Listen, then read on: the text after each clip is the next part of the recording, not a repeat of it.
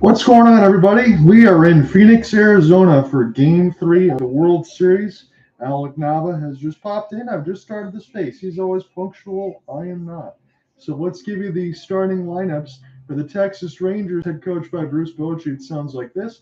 Marcus Semien, Corey Seager. The only difference is Adolis Garcia is moving from order to third. Evan Carter's fourth. Mitch Garver, Jonah Heim, Nathaniel Lowe, Josh Jung, and Leody Tavares. Pretty similar for Arizona Diamondbacks and Troy Laveau's squad as well. All we did was mix Corbin Carroll, Ketel Marte. So Carroll, Marte, Moreno, Walker, Tommy Pham, Lourdes Gurriel Jr., Alec Thomas, Evan Longoria, and Geraldo Perdomo. And Alec, let's just be honest here. You probably have better ideas than I do, but it's a 1-1 series tie. And quite honestly, between Max Scherzer and Brendan Pfaadt, I don't even know what we're going to see tonight. What do you think? Arguably, it's pretty much a toss-up by this point by now because when you look at the first two games, yeah, I know the Diamondbacks were taking the first two games and they were blown save away from going up 2-0 in the series. But let's face it, it's pretty much a toss-up by this point. The D-backs, they secured home field advantage pretty well. But the Rangers, they're no stranger playing on the road. They're 8-0 this postseason when playing on the road. We don't know which version of the Rangers we're going to see. Can Marcus Semien turn around his leadoff batter struggles? Will we see the bottom half of this lineup like we're supposed to see? We'll find out. Yeah, I want to know 7, 8, 9 as well. They've kind of scuffled a little bit over the last couple of games, considering the Rangers still scoring runs. And as you said, for Arizona, nothing's really been slowed down. Yes, you've had the heroics from Seager and Garcia in a 6-5 win for Texas, but Arizona comes back and scores 9 runs.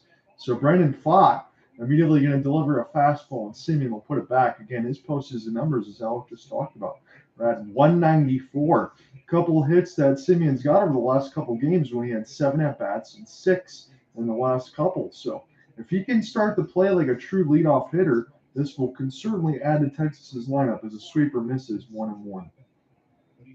So roof is open here at Chase Field. Interestingly, it got a little cooler because last time I called a game here at Chase Field, it was 99 outside the temperature. It's 80 right now, 5 p.m. Mountain Standard Time. Arizona observes Standard Time in the Mountain Zone.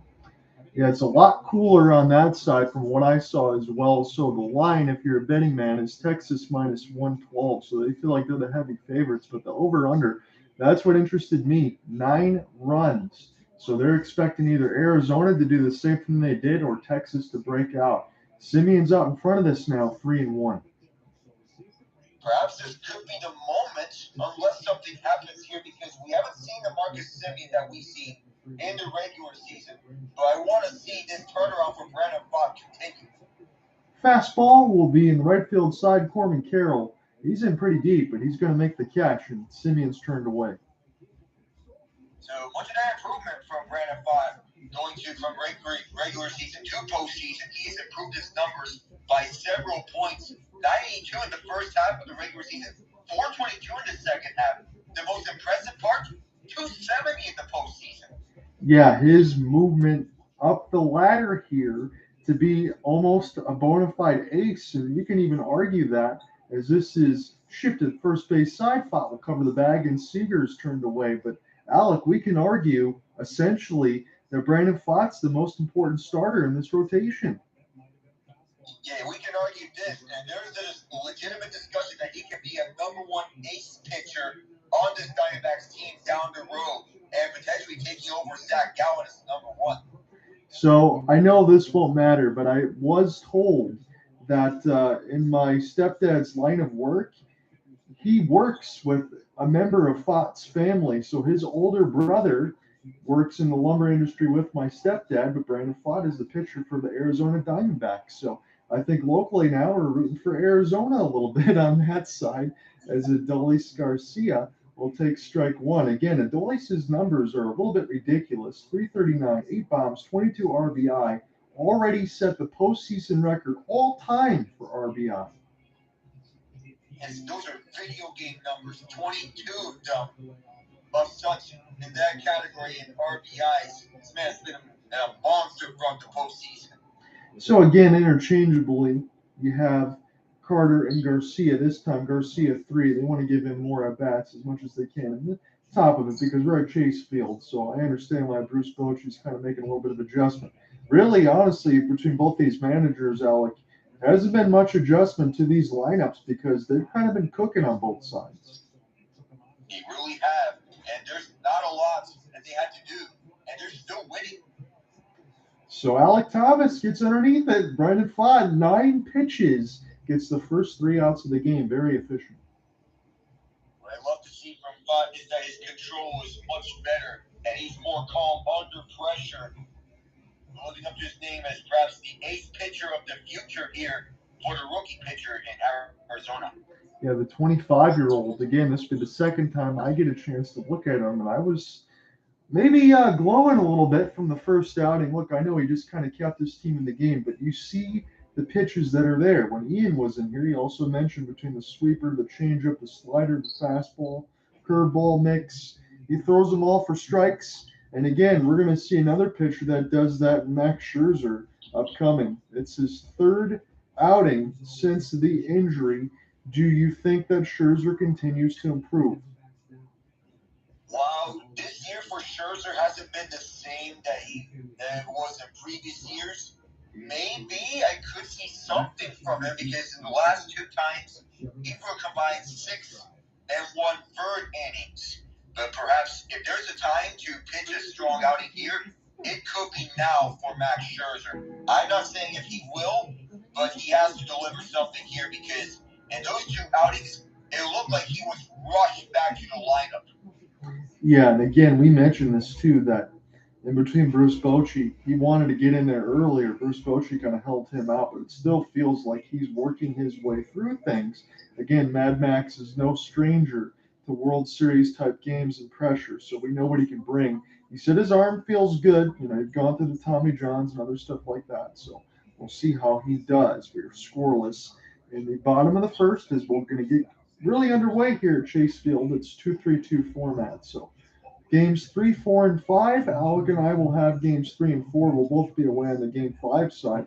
I heard on the MLB Tonight side that they believe this will go a full 7 games. If that does, that will lead us busy to the weekend on the Friday and Saturday side. And I want to point this out, but today is the only sports equinox that we're getting this year. 1 NFL game, this MLB game, 11 NBA games, and 9 NHL games. Cherish this moment, guys. Yeah, it's going to be very busy for me, especially maybe a shorter story because I have to get through the Lions game, Pistons, and Red Wings, and then do the write-up for this. So those might just be graphs, and then we'll figure out what this story is going to be. Let's also put some respect on soccer too. You had the MLS playoffs happening today also, so it's really what happens. We're loaded here today, and Max Scherzer looks to be ready to go. Again, Alec had mentioned with some of the numbers, 7 and 8, 386 on Max Life. This is the time where pressure can create diamonds. 4-seam curveball, slider, cutter, and changeup. For the former Arizona Diamondback who started in the system, Scherzer delivers ball 1. I know Scherzer, he's been around between Arizona, Detroit, Washington, the Mets, and now the Rangers. He's been through everywhere, and he knows every type of situation. 93 miles an hour from the fastball. So Scherzer, from his injury, again, he's kind of been around the same velocity between 93 to 95. He's got to deal with Corbin Carroll, immediate speed threat. This is inside of the cutter, make it 2-1. The one NHL game I'm paying attention to is the Panthers and Bruins. If you remember the outcome of that Game 7 playoff game, where it was a 4-3 overtime win for the Panthers and a 3-1 comeback series victory. Right now, Brad Marchand has the goal that gets the Bruins within 1-2-1. The Panthers lead. Yeah, he's kind of been relishing that captaincy. 2-1. Inside pitch. Carroll does offer. It's 2-2. This rookie, I love watching him during his run to the World Series for the D-backs. And I know the offense, they have been sluggish in the regular season. The top 3 of him, Martin, and Moreno, they've been making the most out of this offense. It's going to be a tough play. Seager's got to hurry and he makes the throw, just getting carried by a couple of steps, 1 out. I'm interested in this because Max Scherzer is 4-2 when Alfonso Marquez is the home plate umpire. So part of that crew with Bill Miller and Scherzer. He knows his routine very well and is known for moments like these. Game 7 with the Nats in the World Series. That's an inside stat, ladies and gentlemen. That's why you got Alec Nava here on the broadcast.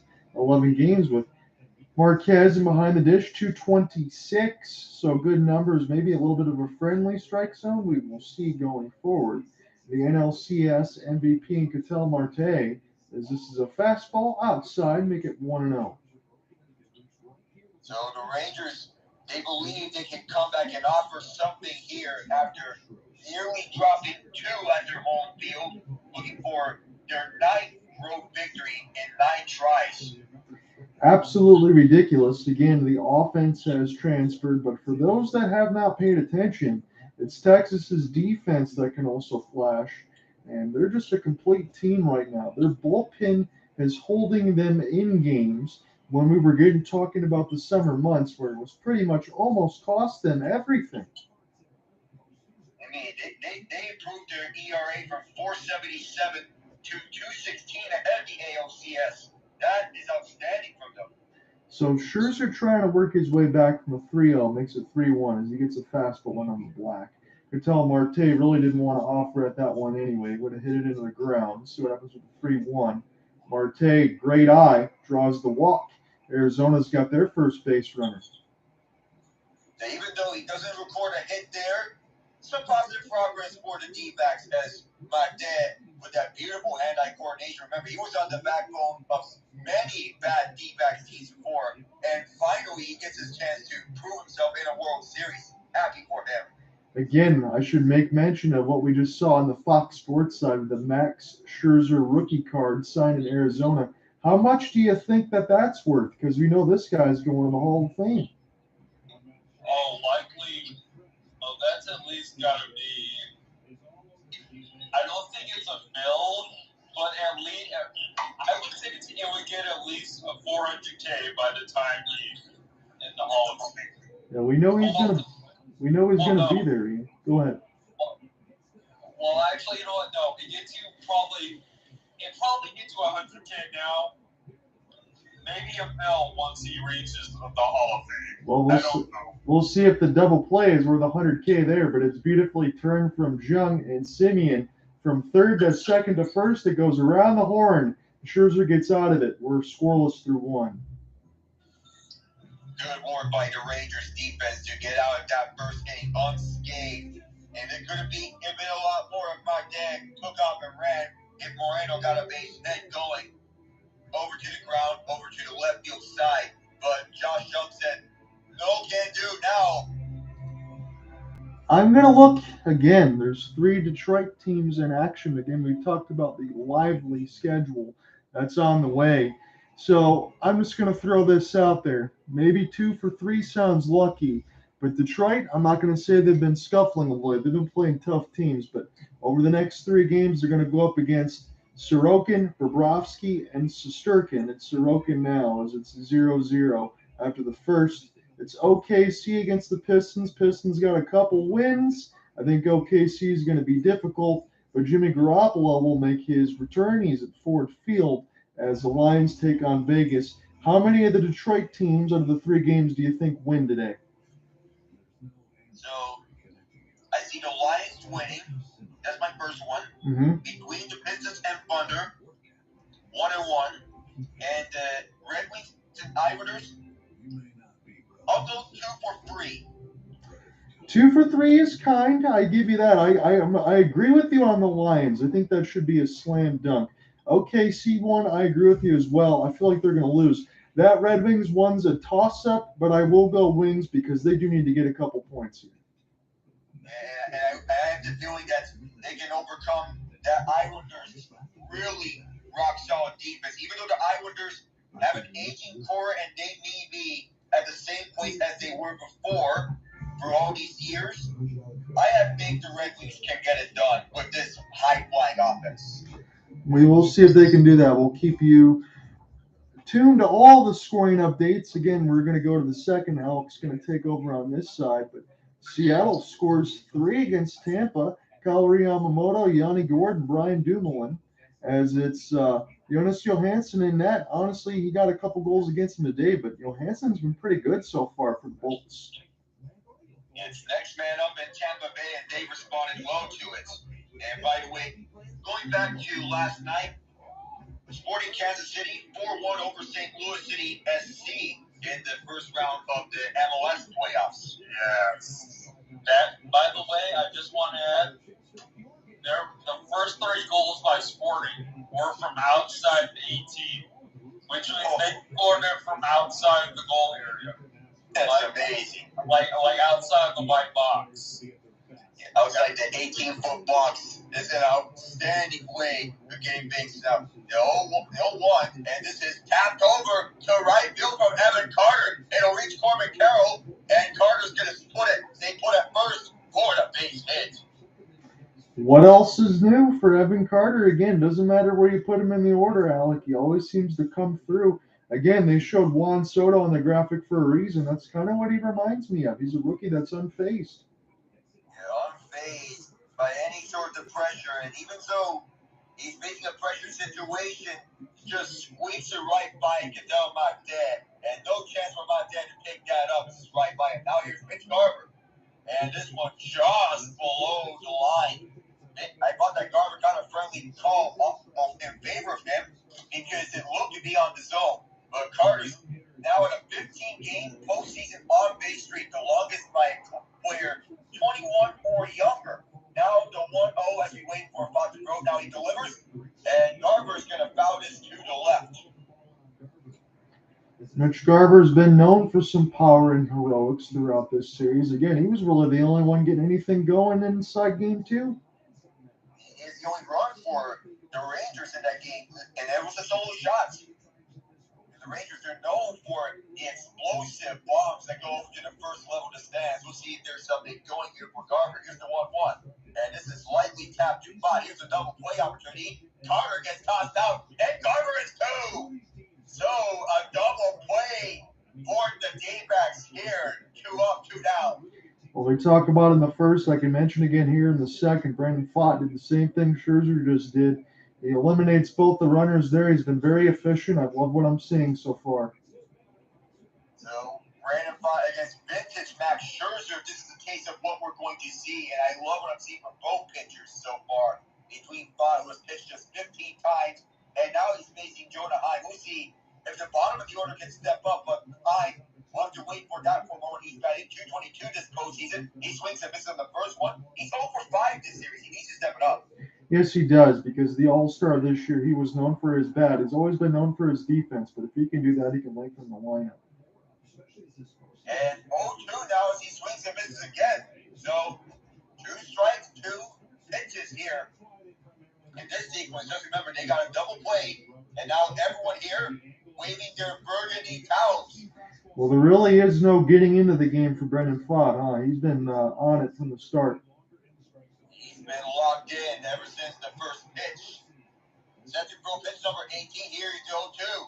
And this is skied up and 3 pitches. And that's going to do it here for this sequence. For Heim, we will go down to the bottom of the order, just as it's caught by Alec Thomas. Holy cow, Alec. 18 pitches. He's through the first 6 outs. He's got the double play. He's pounded the zone. He's done everything right here early. We'll see if Max Scherzer can match it. And what Max Scherzer is known, all these situations, I know, even though Max Scherzer is a 3-time Cy Young winner,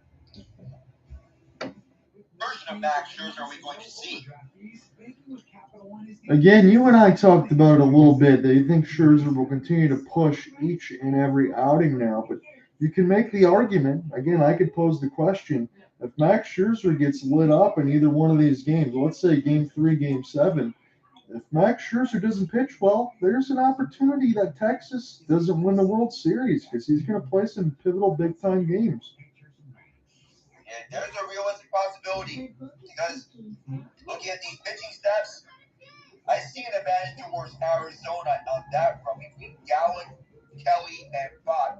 And in game 4, you pretty much have a bullpen game because the starters are currently on the bullpen. Say the pitching matchup is between, say, Joe Mantiply and Dave Dunning. Right. How many innings would they go before the relievers come in? Mantiply, you would think only a couple on that side.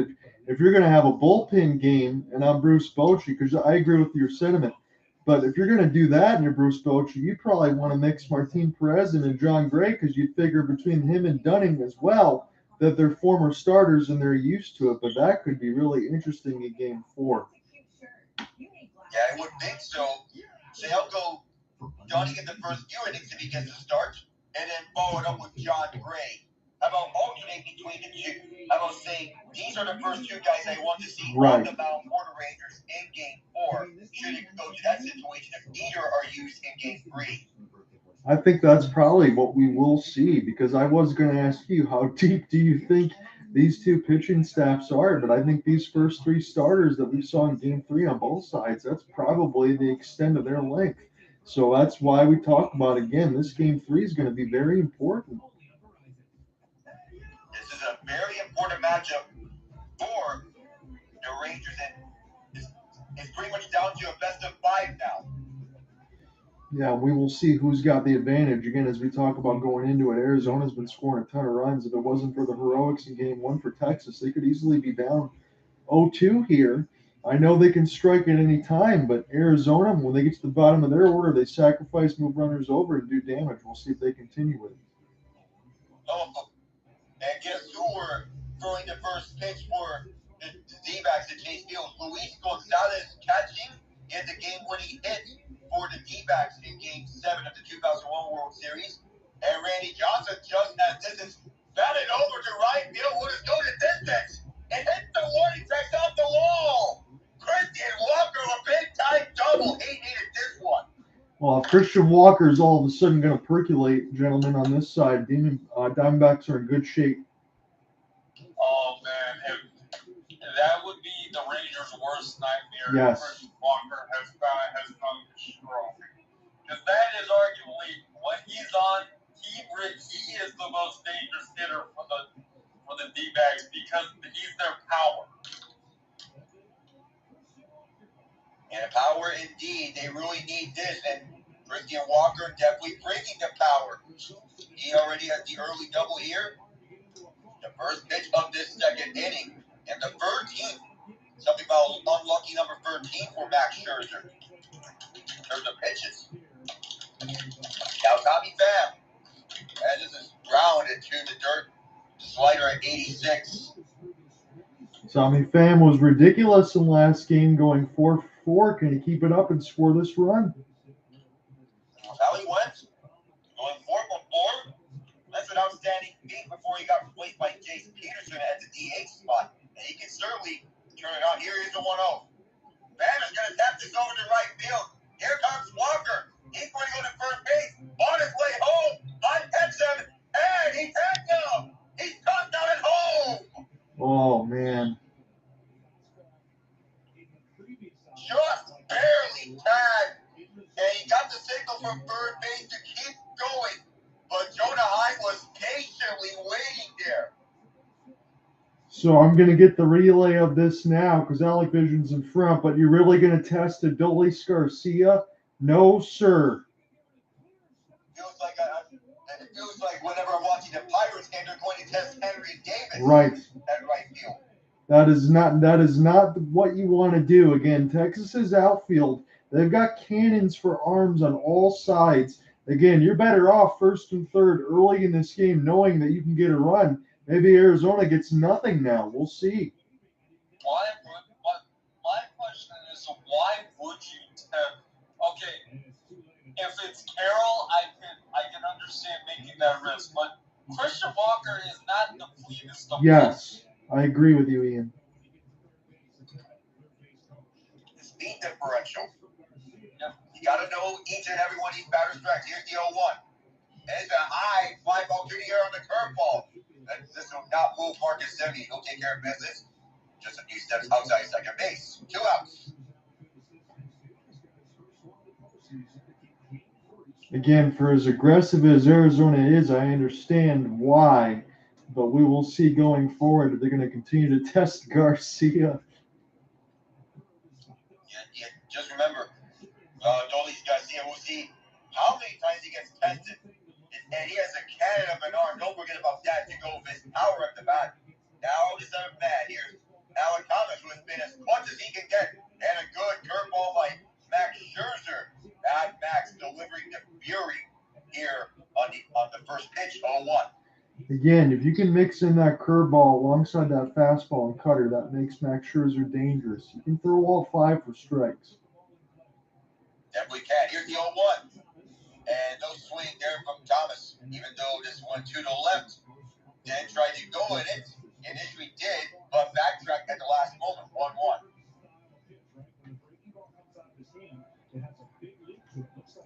Batting 256. Since several clutch home runs. Back-to-back Indianos, yes. Thomas swings it. This goes off the back of Scherzer. Jung picks it up, makes a tough throw, and got him! It went off the back of Max Scherzer, went right to Josh Jung, and then made a cross-field throw right on time to Nathaniel Lowe. Oh, my goodness.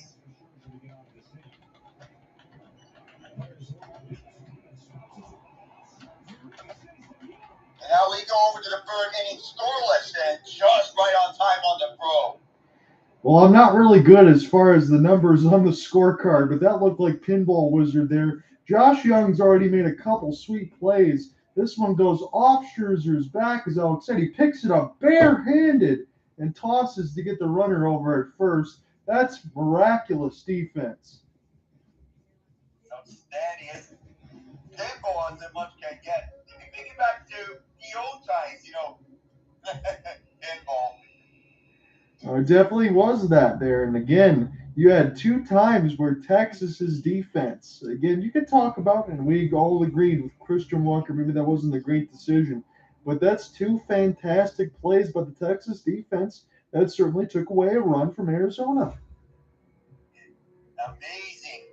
Between Adolis Garcia and Josh Jung, this is just fantastic defense from the Rangers early on here. And Christian Walker, he's not as fast as Corbin Carroll or Cadell Marte. And I understand that the notion from Walker, he wants to try and get home base. But he's not as fast as either Carroll or Marte. But I understand the logic there.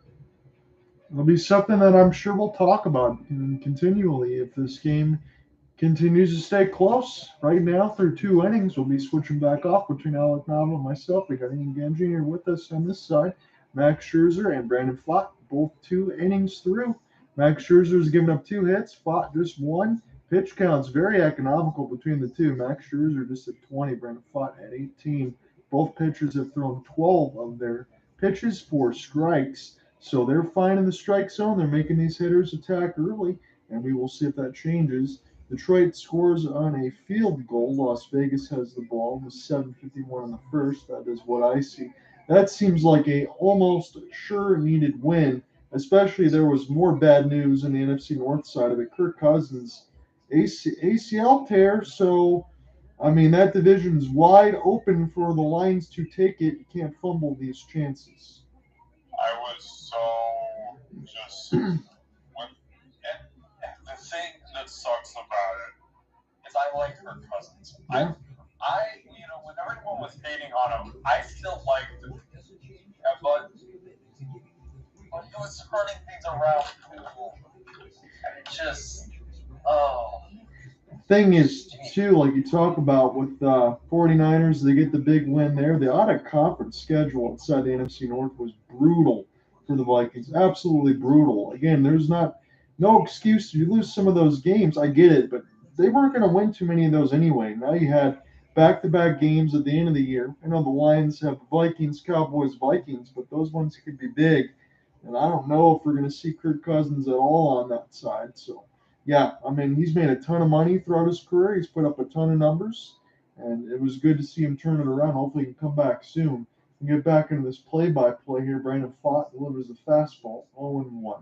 So it's 7-8-9 here for Texas. As we are in Chase Field in Phoenix, Arizona. This is Game 3 of the World Series. It is tied 1-1 in the series so far, 0-0 in this game. So pitch number 20 for Fott in a 93-mile-an-hour sinker, make it 0-2.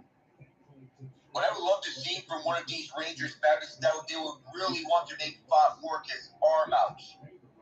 Yeah, you really have to make sure that you work through Scherzer and Fott right now on both sides. We can definitely double down on that because they're just mowing through these hitters.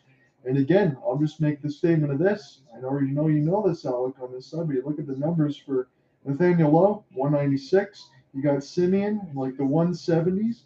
If you get Nathaniel Lowe and Marcus Semien start to move, you already have Evan Carter and Adolis Garcia. You'll be in good shape if you're Texas. 0-2 pitch for Brendan Fott. This is a sinker. He does not get the call. That was a borderline strike 3 right there. Yeah, that could have been easily a strike 3. Easily, but because it was just inches on the line. You can take that again if you're Nathaniel Lowe. I think you're going to do that at your own peril. We'll see where Fott puts it. He put it in the same spot with a sweeper, but Lowe follows it back. For Nathaniel Lowe, basically hit or miss hitter, much like Kyle Schwarber with the Phillies. That's not a bad comparison on that side, although I will say Nathaniel Lowe probably wishes he had the power of Kyle Schwarber as this goes back, and it's still 1-2. Again, for the numbers that we have in front of us, that hits it right on the postseason numbers, but he's usually a little bit better than Nathaniel Lowe. He hit 262 in the regular season, just 196 now. Adolis had an outfield assist in this game, has 23 in the regular season, 2 in the postseason. Waiting on the 1-2 as it's an extended at bat. And this is a little low, so what you just spoke about, Alec, might be coming into existence. Nathaniel Lowe's working this count. The hand-eye, and getting back to the regular season numbers that he had. 2-2 pitch, as this one is also not called. Very tight strike zone. Could have been a couple of strike 3s there. Again, that was just off the plate, so it is being called accurately. No reason to contact John Boy Media or any of those. If you don't follow that on YouTube, you definitely should. As this is full count pitch and then laced by Lowe. This is going to split the gap. A sliding cutoff by Thomas. He gets the throw in, but it's not in time. What an at bat. And what a turnaround for Nathaniel Lowe, going from an 0-2 count and then to make it a full count. Is he where each and every one of these pitches were going to be at? And he knew at the last one.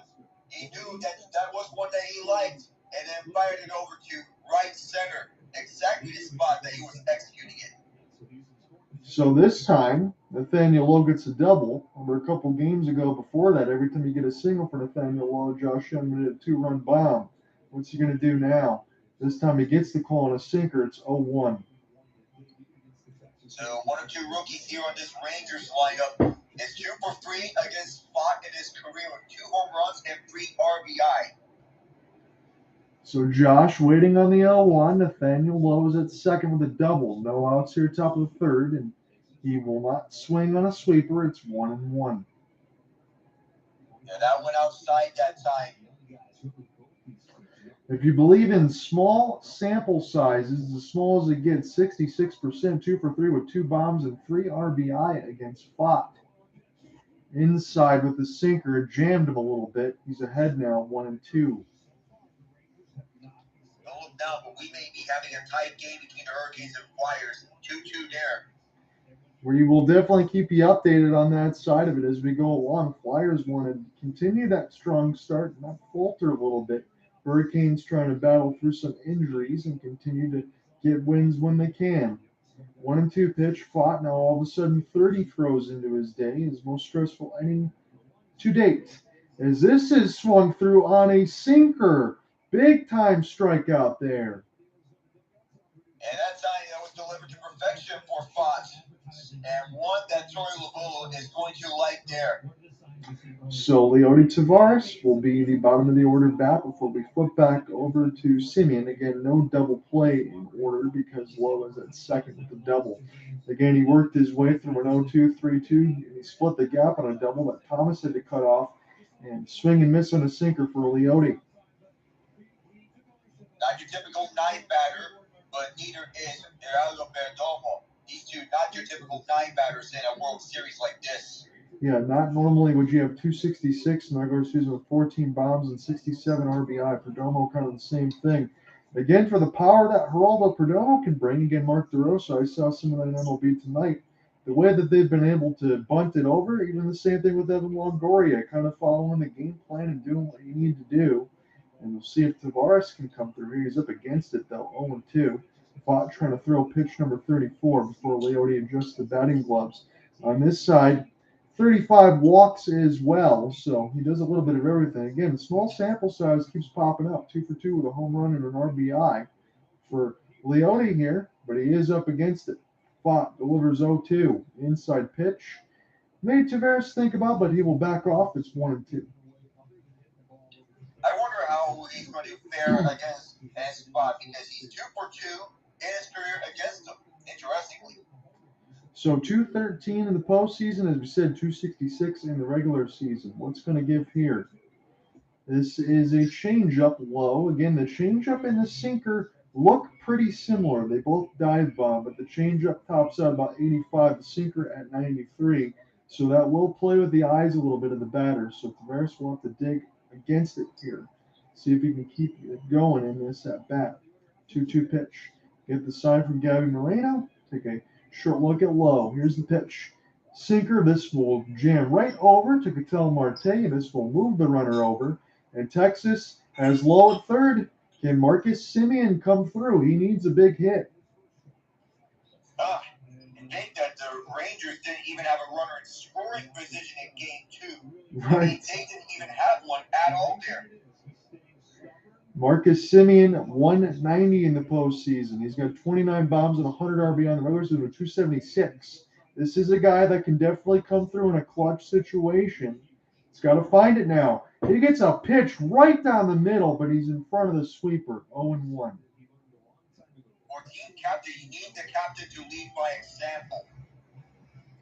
Man, he was just out in front of that sweeper. That could have easily scored low and put Semien at second. Fogg's got to find something to locate here. He shakes off Moreno on the first sign. See what they're going to go here now. Is it going to be off speed and away? 0-1. It's inside, actually. 1-1 on the sinker. For someone who is doing excellent in the regular season, batting .322 per runner in scoring position, you'd think he carried it over to the playoffs, but that's part of his struggles now in the postseason. 2 for 16 now. He doesn't want to make it 2 for 17. This is an important runner at third early in this game. The one thing Texas is doing in this third, as Alec had talked about, we got Ian with us as well, but they're making Brandon Pfaadt work right now. They're making him toss. They're using his throws and taking the bullets out of that gun, even if they don't score. 2-1. This is hit pretty well, and it's going to split the gap. Thomas has to play it off the hop, and Semien comes through. Eureka! He comes through with a runner in scoring position. Come on home, Nathaniel Lowe. And the Marcus Semien finally figures it out here. My big question is if they can do this on a consistent basis as the Rangers finally on the board, first up here at Chase Field, perhaps they can extend this undefeated road streak in the postseason. Yeah, and I think he will going forward here, Alec, on this side. Again, for Brandon Pfaadt, I've been watching this. We're calling this part of the third inning before we switch off in the fourth, that he's starting to hang some pitches in mistake locations. And that time, Semien didn't miss a pitch up high and inside that he was able to drive. And speaking of someone that can absolutely do that, Corey Seager is at the dish. So I think this is a good mound meeting right now to control the 25-year-old youngster and make sure that nothing gets blown out of proportion here. So, the mound meeting, rather can calm the nerves of Brandon Pfaadt. Just remember, don't overmanage the situation. Not in the Jose Berrios, Yusei Kikuchi situation with the Blue Jays. So if you believe in scoring first this postseason, it's benefited both teams. Rangers 8-0, Diamondbacks 7-0. Corey Seager! It's a deep in right field!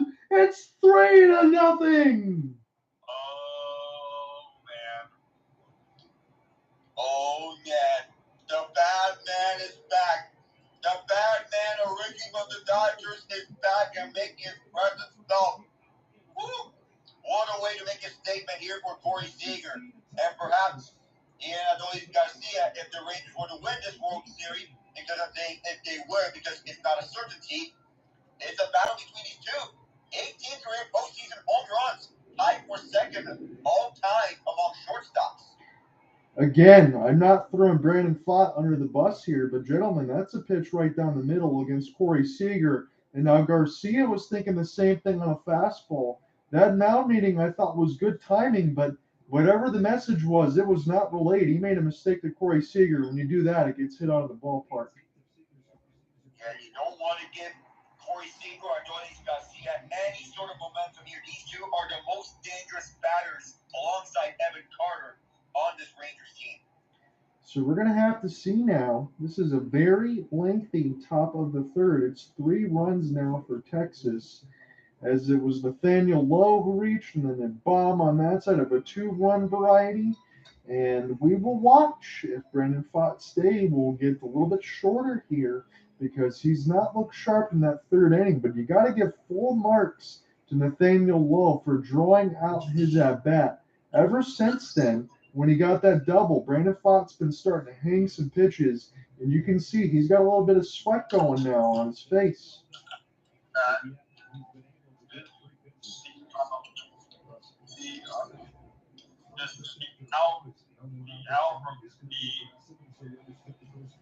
The missed opportunity for a run by the D-backs is now really coming back to haunt them. Yeah. Because,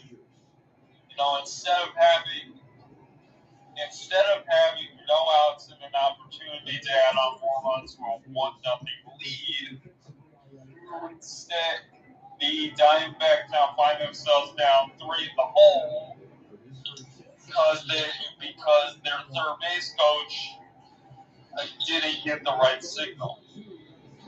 Garcia will take a heavy swing and miss, but not before the damage is done. Nathaniel Lowe's at bat. This starts at Semien, drives it in, and then Corey Seager with the biggest salvo. It's 3-0 as we go to the bottom third. Texas is out in front. I want to take a look around through the NHL, and I want to get into some discussions of hockey. Happy retirement, Joe Fortune. You deserve it, man. Good to have you. He's a hell of a player. Alec, I'm going to say I'm just surprised that was announced now. Someone who's been a lengthy career. It's just a shame that he didn't win a Stanley Cup, and I wish he won one, whether it be with the Sharks or anywhere they went, the Leafs, the Panthers. Because if you guys remember, he was the last remaining player to play in the 20th century and the last remaining player who was played against Wayne Gretzky. So with his longevity and his numbers, I know Stanley Cups put you in a better spot to be in the Hall of Fame, but Joe Thornton's got to be there, correct? I don't know if he will be. It's just first up front, but to say he would be a first ballot with no cups, that's going to be a tall ask. With his number as a defenseman, maybe. But it's still a tall ask to be a first ballot with no cups. The only reason I'm asking, because in the NBA, it kind of seems like it's a lot more lenient, but in the NHL, I don't believe it is. But his career was very, very good. I know he started with Boston on that side, but I do remember him as the longtime Shark, and bearded one was very good. He was a really good playmaker. He was good on both sides of the puck, but that was his best strength, was playmaking for sure. You'll never forget the dynamic duo of him and Patrick Marleau in all those years with the Sharks. And now Fortune gets to join Marleau as the only 2 guys with their numbers hung on the rafters at SAP Center. That's well deserved on that side. Can't wait for that. Can't wait for the banner raising ceremony. And this gives me a little bit of a remark, because I've had having this feeling of anyway. Joe Pavelski, the other former Shark I want to get to, man, do I want to win a Stanley Cup badly. He's on the right team, Alec, on that side with the Dallas Stars. Again, you picked them to lose in the finals with the New Jersey Devils, but I certainly feel like the Stars can make their way back to the Western Conference Finals.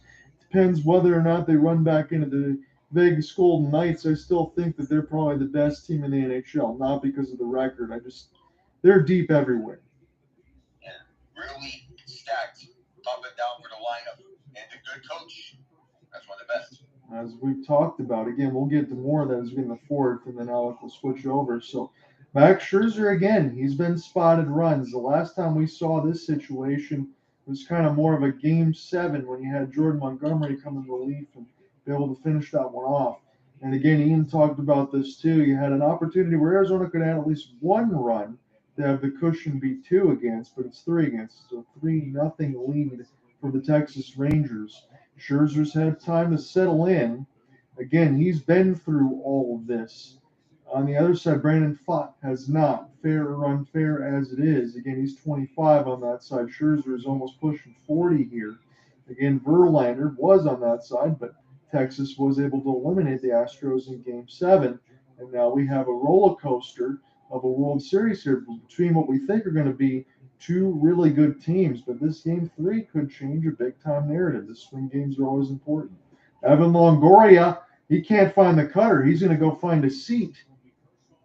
Oh, perhaps for Evan Longoria, who can at times bring in the Tampa Bay Ray magic onto the D-backs. It just wasn't there that time around. He was looking for that cutter, but this one low, and I mean low, and this one was more of a good pitch for Scherzer, in my opinion.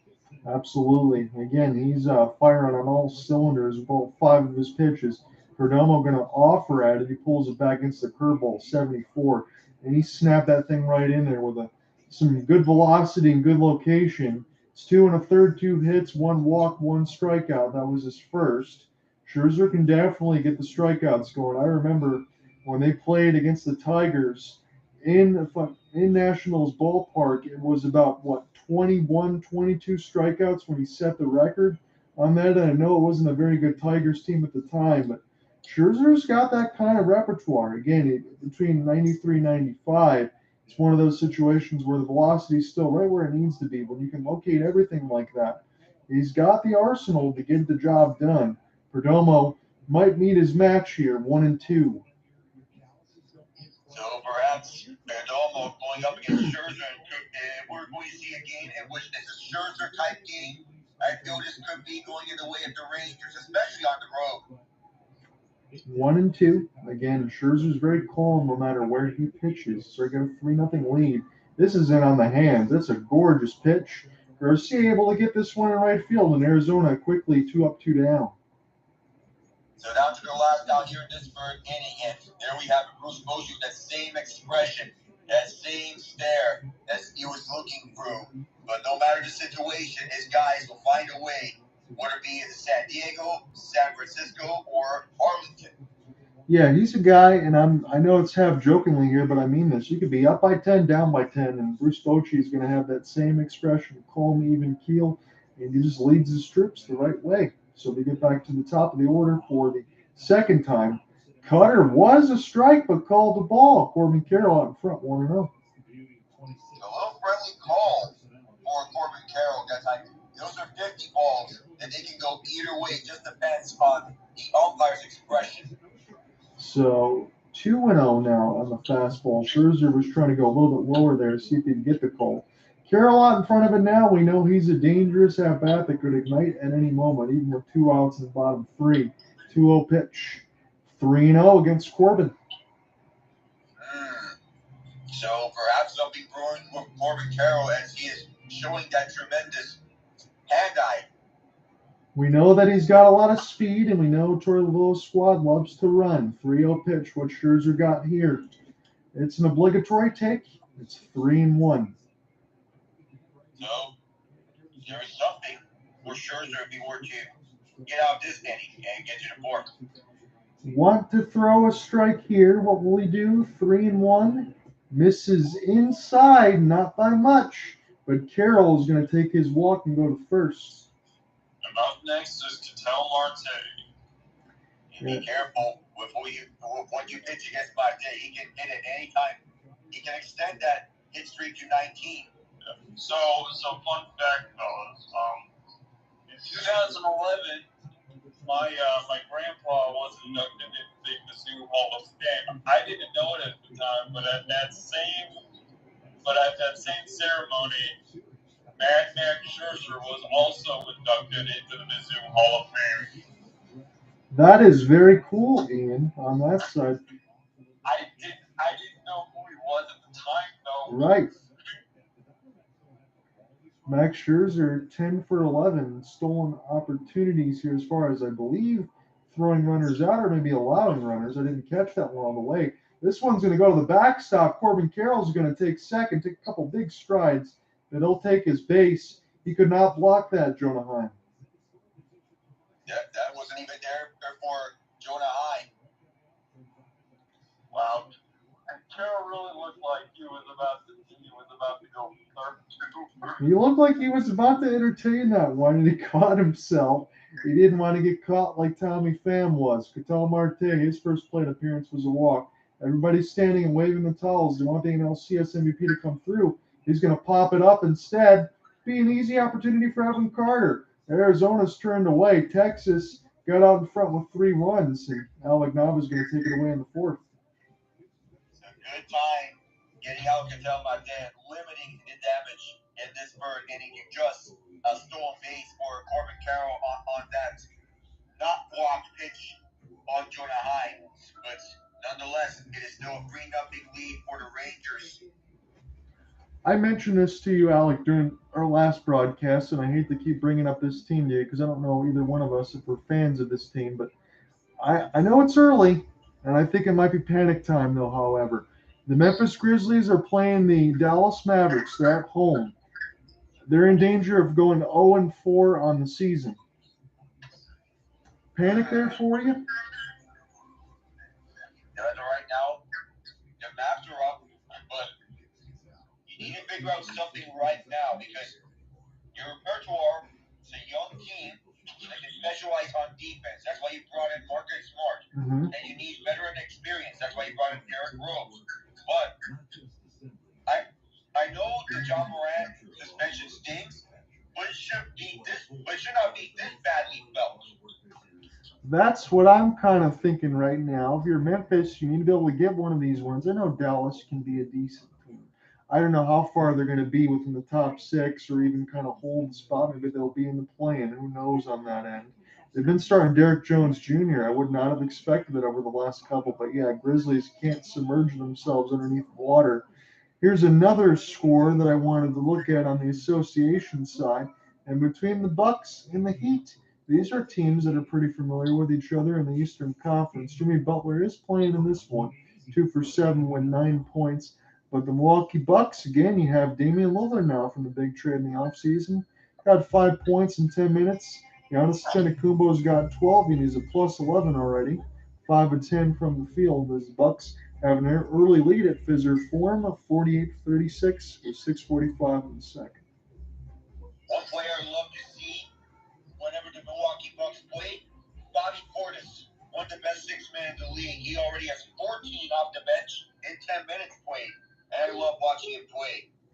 My affectionate name for him, it might be a little bit mean, but I like it anyway with the goggles. I always call him Crazy Eyes. He always is intense and he's in the moment.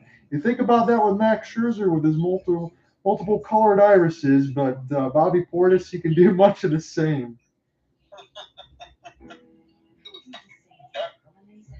Well, now we get back here. 4th inning to start things out. Evan Carter, 21-year-old rookie who is 1 for 1 by a base hit the second. Excuse me, and now an obligatory take there, swing and a miss on this low changeup. And a good throw from Brandon Fox, making a 1-1 count after the ball 1. So here's the question. It's easy to answer here, but how does Brandon Fox respond after giving up 3 runs? He's got to lock in here, not let this game get away. So that question here will get one answer early on, and with a ground out, as this gets towards the direction of Ketel Marte, and just a simple throw to Christian Walker. So 1 up, 1 down. It's good to see there for Fott, because for Troy Laval, you got to look at it and say, honestly, how long do I want to let my young starter go out there and pitch? No, he's already 50 pitches into his day. But his team is down 3-0 here now up against Mitch Garver and a sweeper. Okay, was going towards the bottom left corner, but this went outside bottom left 1-0. And now here comes the 1-0. 51st pitch or 50 seconds. That's a fastball. And a obligatory take for Garver. 1-1. So he's just going to continue to monitor the zone. You want to make sure that you find something you like. Now, Fott, with the first few pitches here in the fourth, it's had a lot of movement. And speaking of movement, Garver tries it. He fouls it. 1-2. So he did get a good look there, just off the tip of his bat.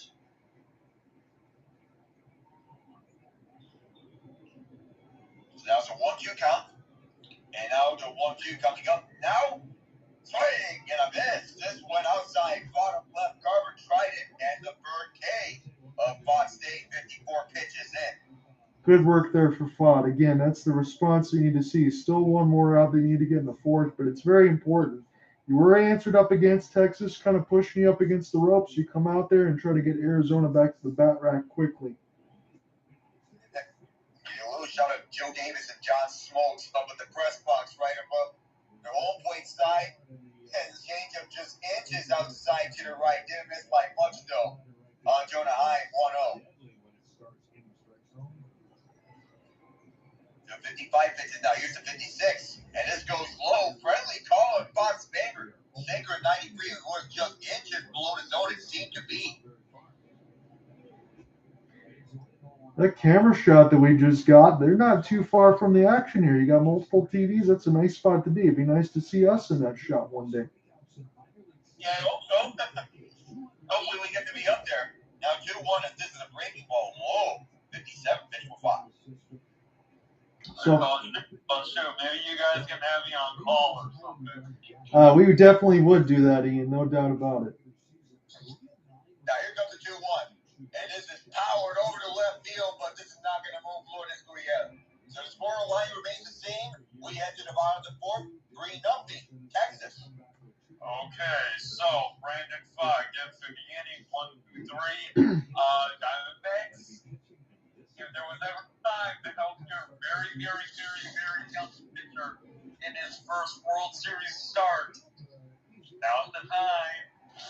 I'm in lockstep with you on that, Ian. Again, Gabriel Moreno, he had a pretty good at-bat on the Game 2 side that turned out to be a big-time bomb, and it was nice to see Christian Walker hit a double. Now's the time, as you said, get those hits, and when you do get runners on base, be patient. Don't force anything right now. You just need to get some sort of answer. Get a run across.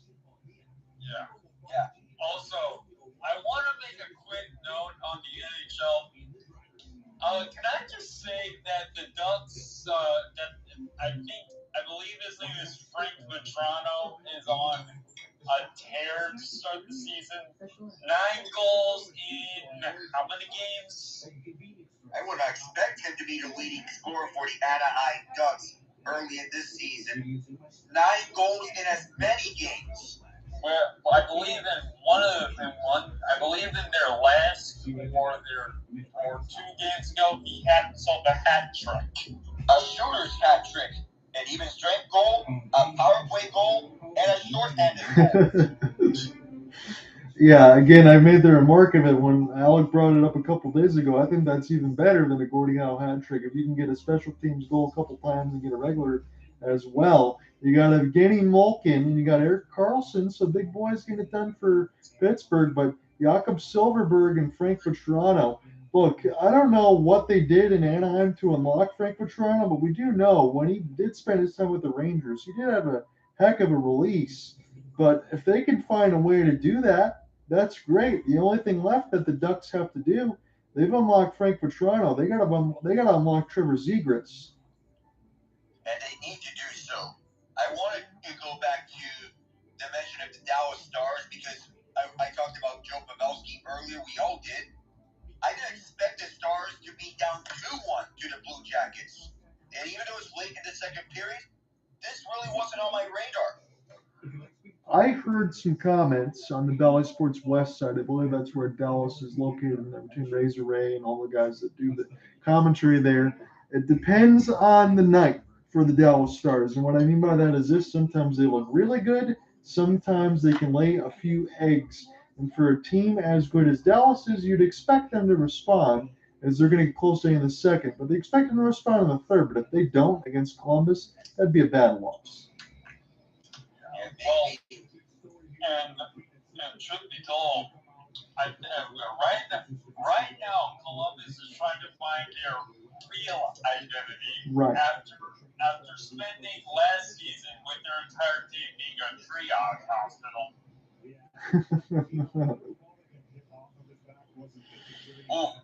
And they need it, because if we're going to be honest, if the Blue Jackets were to have games like these, this is what they need to boost their confidence. We're now getting John Gray on the mound for the Rangers. So wow. Max Scherzer's night is done. Well, I'm going to keep it locked in like Alec is, and all of us if we hear anything on the broadcast side, but I see no reason to pull Max unless he had that blister on his finger that we saw that maybe kind of opened up. Well, I thought they showed him throw a ball and he grimaced bad. Okay. Like when he threw that ball, he was in legitimate pain, and I don't know who did it up there, but someone up in the Rangers press box was doing the fingers across the throat, like, no, cut it now. We saw, Alec, on that side, a little bit of a blister. They're going to break now, but John Gray's getting one. That's what we saw initially toward the second inning side. So I hope that's all it is, so he can be back for likely game 7, 6, or 7. Yeah, hopefully that he can get back and recover on time, because it looked like a blister. If you remember about Max Green with the Braves and his blister issues, they popped up, and now Scherzer may be experiencing much of the same. Well, Ian just talked about this. I know the last time John Gray was out there, he looked pretty good in relief. He was getting a ton of strikeouts. But you talk about the door opening? Well, it's open right now for the Arizona Diamondbacks. John Gray wasn't expected to be in this situation right now. Now is the time to strike. And strike indeed now.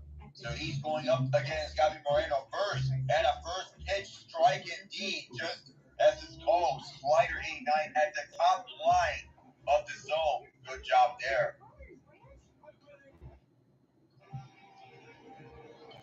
So 0-1, now to count. So Scherzer's night is done. Here's the second pitch. This goes way out left. Slider 89, but this time this went way out to the left. Scherzer's night ends having thrown 36 times before the blister. He was really, really good tonight, so that's unfortunate for Texas. It's unfortunate, and swinging a miss there with a nice fastball from Gray at 97 as it went over to left center, 1-2. When they mixed in between Jordan Montgomery, John Gray, and some situations, he struck out the side in his last appearance. And not to mention Nathan Eovaldi, Dave Dunning, everyone else who's beast starting pitchers here on this Rangers team. So 1-2 now to count. Now to throw. And a dirt ball. This went down hard towards the dirt. 2-2. Getting an update from Pittsburgh is Radim Soporna with the latest goal for the Penguins. I'm sure you didn't have him on your bingo card, Alec. I mean, he's typically a third liner. Not much of a scorer, but don't count out these bottom sixers. Here's the 2-2. And this is chip behind. Moreno's going to stay for another pitch longer. 2-2 still.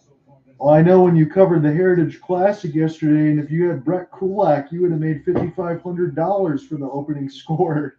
I mean, and how fitting it is for him to be a native of Stony Point just outside Alberta. And Moreno is going to foul again, this time to the right, but Brett Kulak getting the opening goal. Feels good for him. It feels good for the Edmonton Oilers, who badly needed a win. When you told me McDavid was in the lineup, I couldn't believe it, but they had to rush him back, and they looked good in that game.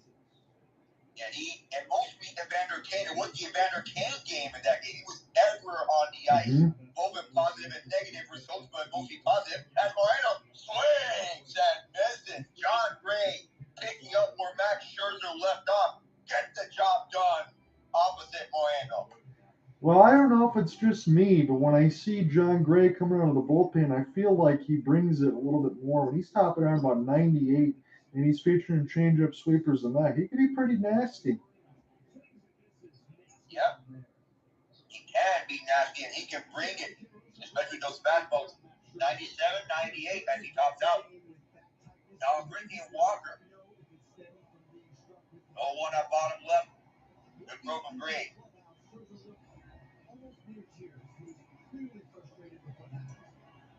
So now here's an 0-1 pitch coming up. Ricky Walker previously had a double to center, and Walker is going to get it right over to Jung. Here's a bullet of a throw from Jung. He had to throw that one all the way from third base. And there it is. 2 up, 2 down. Well, we can tell you this. I don't want to interfere with the play-by-play, but Scherzer did leave officially with the back tightness. When he pinball Wizard in the second inning, he flat out said, "My back, I can't go anymore, guys." Yeah, that's what Scherzer said, the official word. It is a back tightness, as was said from the official reports. So good to have us updated on that, John. Now up against Tommy Pham, who was 1-for-1, and Pham is just going to stare at this foul ball headed over to the crowd. 0-1. Thought it was going to stay in play, but no. He's coming off a 4-for-4 game in game 2. Now against John Gray this time around, after facing Jordan Montgomery in game 2. The 0-1. Pham is going to sky it, but this is not going to move Leody Taveras. He's just going to stand there and take care of business. The Rangers preserving a 3-0 shutout. No Max Scherzer, no problem. John Gray gets the job done. That was very business-like, Alec, on that side for John Gray. He made that look a little bit too easy here in the free and easy runs, steals, everything else for the Diamondbacks. So you can't have any of that happen when you can't get on base. They only have a couple hits so far. Texas 3 runs on 4 hits. So unless Arizona picks up business here and starts getting some base runners, they can't make anything happen.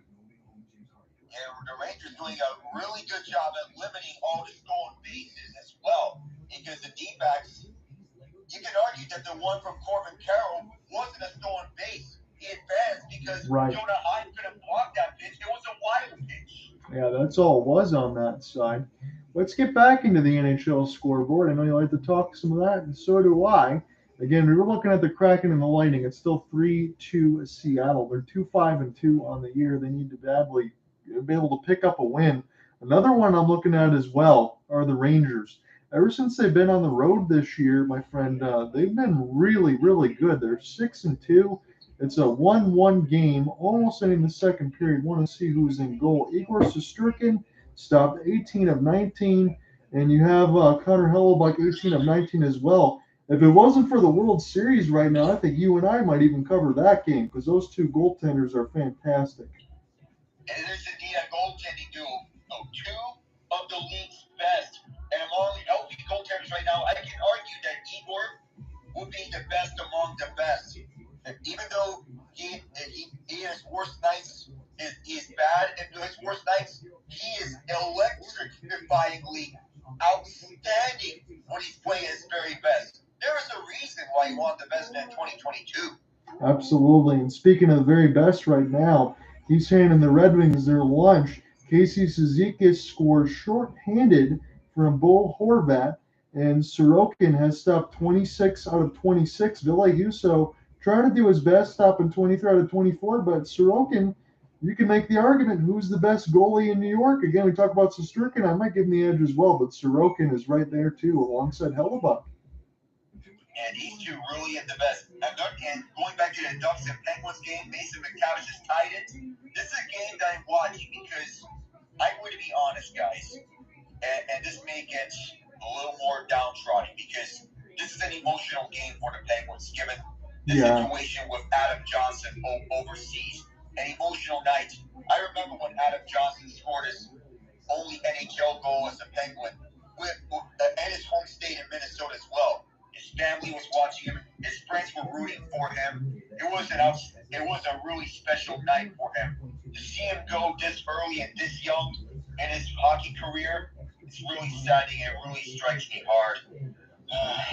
Yeah, I don't blame you. I ended up seeing the video on happenstance, and I really wish that I didn't.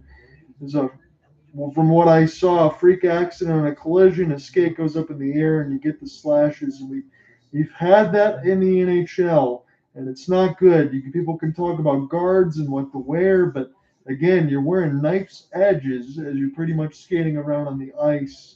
And prayers are with the Pittsburgh Penguins, his family, and everyone else in that devastating time. It'd be nice to see the Penguins get a big win over the Ducks as far as a little bit for remorse of it.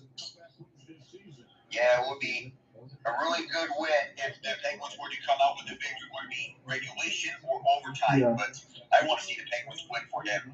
Absolutely. 3-0 is the scoreline here in the World Series. There is no easy transition from that, but I'm actually glad you brought it up because we did need to talk about it. It's 1-1 in this series right now. 1-1 is the count. Brandon Pfaadt's back out there. 60 pitches into his day. It was the bottom part of the order that got things going. And speak of the devil there, Nathaniel Lowe. He's the one at the dish. He was elongated at bat, turned into a double. Semien drove in him on a single run, and Corey Seager hit the 2-run shot. That's your reset. That's where we are right now. Again, the pinball wizard play that bounced off of Scherzer in the second inning. He flat out motioned it alongside Bruce Bochy and told his teammates he couldn't go with the back tightness. He couldn't fight through it anymore. He was terrific and through his first 3 innings, but now we'll see if John Gray can finish out the rest of all of this. Again, Dane Dunning there showing him on the Fox Sports side. So all hands on deck now for Texas. But they've been good so far in this postseason. 2-2. And Nathaniel Lowe fights off a fastball. It's still 2-2.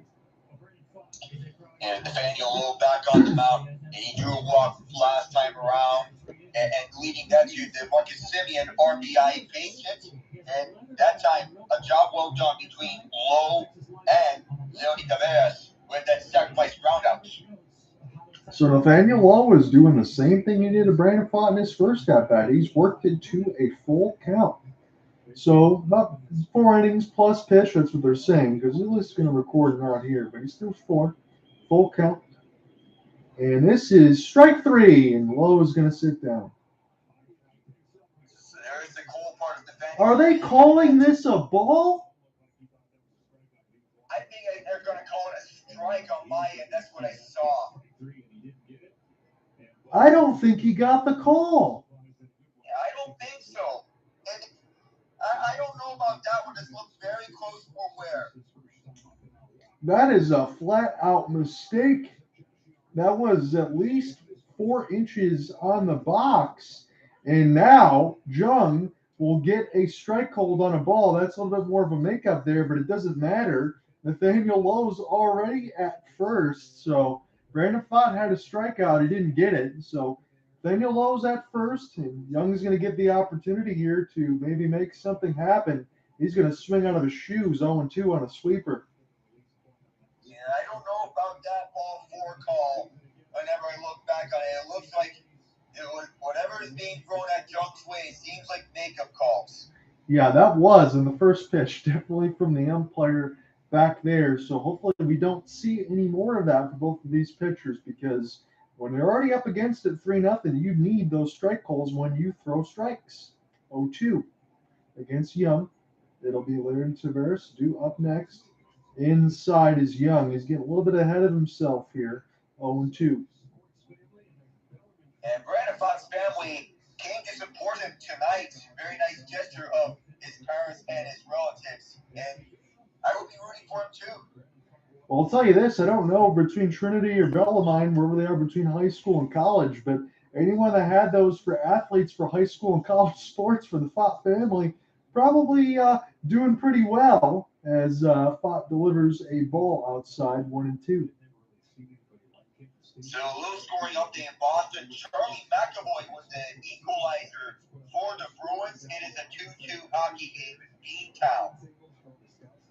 1-2 is the pitch count here against Jung. Oh, and this hit Jung, but it's off the bat, so he will stay at the dish.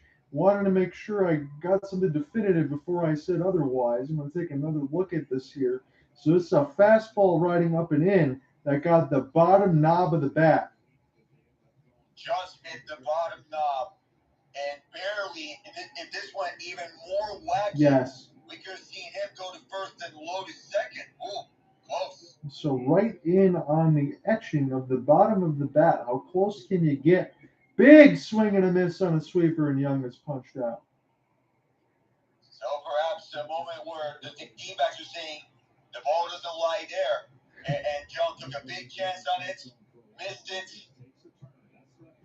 Yeah, Jung got a little bit heavy with his swings there with a runner in scoring position. Again, young rookies can do that. 25 years old, Evan Carter, 21 years old, does not look like a rookie, but again, you can see them get out of their shoes at times.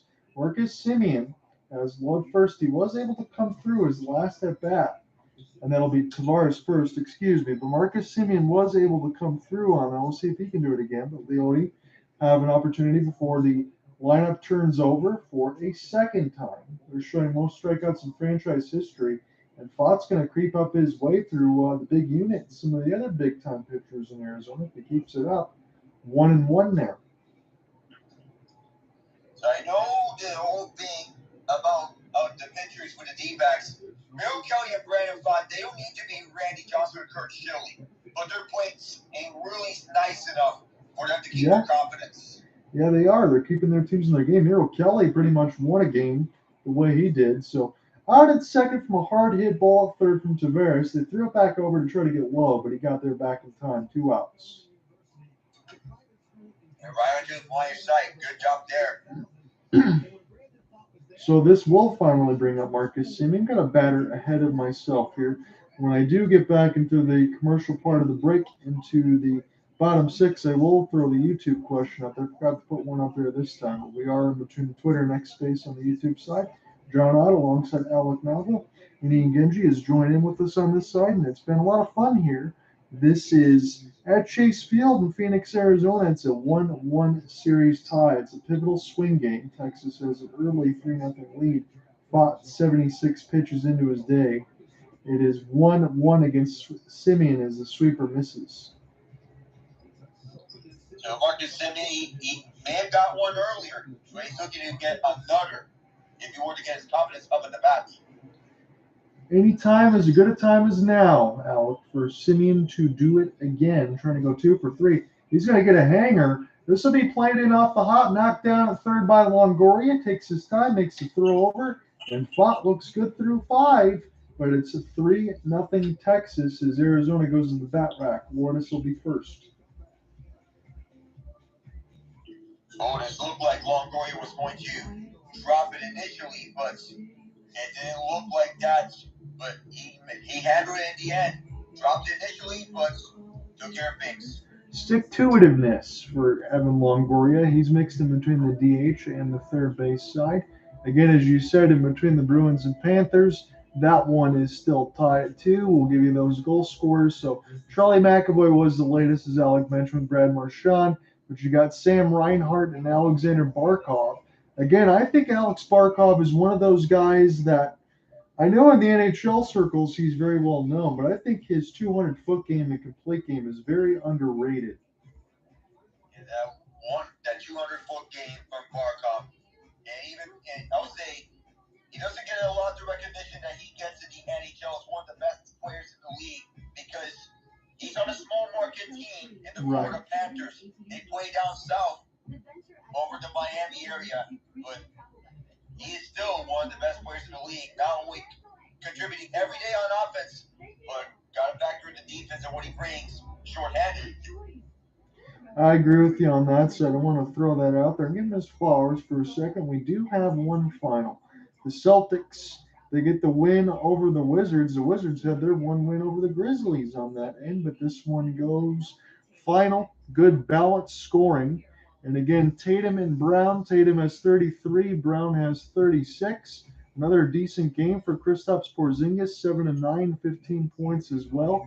On the other side for the Washington Wizards, Flint, Michigan native Kyle Kuzma ended up with 21 to lead Washington on that side. But it's a 126-107 definitive victory. And are we getting a 5-minute major on the Bruins as of late? Keep me updated on that side. That could definitely be a pivotal swing for the Panthers if that happens. And yeah, it appears Charlie McAvoy was going to the box, but Uzi, this looked like a very dangerous hit on Oliver Ekman-Larsson. Just skated right by him, elbow up. Ekman-Larsson was down, and indeed, it is a 5-minute major. Wow. McAvoy, he's gone. Well, the Bruins could lose their first game in regulation as the Panthers' power play has got 5 full minutes to play with on that side. That's a big-time penalty against one of the better defenders on Boston. Yeah, you lose one of the better guys on that team. You lose your top defenseman for the rest of this game, so that's a big blow to your decor. So you need his services here and there. You're essentially playing down a defenseman now. Most teams only carry 6, or Evans carries 7 actually on that side. We'll see how that happens. I would have to believe the Panthers get at least one. I know Nathan McKinnon got a match penalty a couple days ago. Did you see what that was? I didn't see it. It looked like he was upset about something, about Cale Makar getting slammed to the boards hard. Okay. And he voices displeasure about that. I saw the Cale Makar hit, so again, good for Nathan McKinnon able to stand up for that. You can do that early in the year, especially when you're as good as Colorado is. So the 5 through 9 hitters hit 425 for Arizona, 118 for the Rangers. The narrative, I think that's starting to change, at least in Game 3, as John Gray's back out there in his second inning of work. As we said, back tightness for Max Scherzer. He did not return. He got ricocheted in the second inning. He just couldn't go anymore, but he was immaculate through innings. John Gray's trying to pick up right where Scherzer left off. Gurriel's up against it, 0-2, as Gray will get back into the mound. Gets set to deliver here as he'll get the sign from Jonah Heim. And he delivers the 0-2. This is in on the hands, and Gurriel had to fight it up at 97. Gurriel, he can bring it, but we'll have to see because, like Yuli, Lourdes can do it in clutch situations. Now, Lourdes has a little bit more power than Yuli does, but Yuli is one of the best bat-to-ball guys that we had in Major League Baseball. Long time with the Astros. This is 90 miles an hour. Back up off the hop. Jung with a cannon of an arm. My goodness. Out at first. That went from all the way from his side. And Bruce Bochy wants guys who can have flat throw-this and really field it with cannons. Good job there from Jung to throw it right on cue to Nathaniel Lowe. I'm not going to throw this name out there lightly with Manny Machado, but I think he's one of the best to ever do it on that side. But Jung definitely has a plus arm. If he had any sort of average arm, probably be safe at first for Gurriel. This one is a curveball. It's going to be a tough one. Alec Thomas got speed, but John Gray on the front foot, he's going to take it to himself and get the out. He's just going to do it himself that time around. And nice work from John Gray to deal things over for the Rangers as they hold on 3-0, bottom of the 5th, 2 up, 2 down. Nice work for this Rangers defense. Well, I didn't expect right now, but I'll tell it to you like this. Even if it's just 6 outs through the day, if he gets to this in the 5, John Gray has put himself into X Factor territory, gentlemen. He has been. 16 pitches in the Grays' days trying to get their 6 outs. He's pretty much free and easy here. As it's Evan Longoria at the dish, 98 down the middle, and Longoria very late.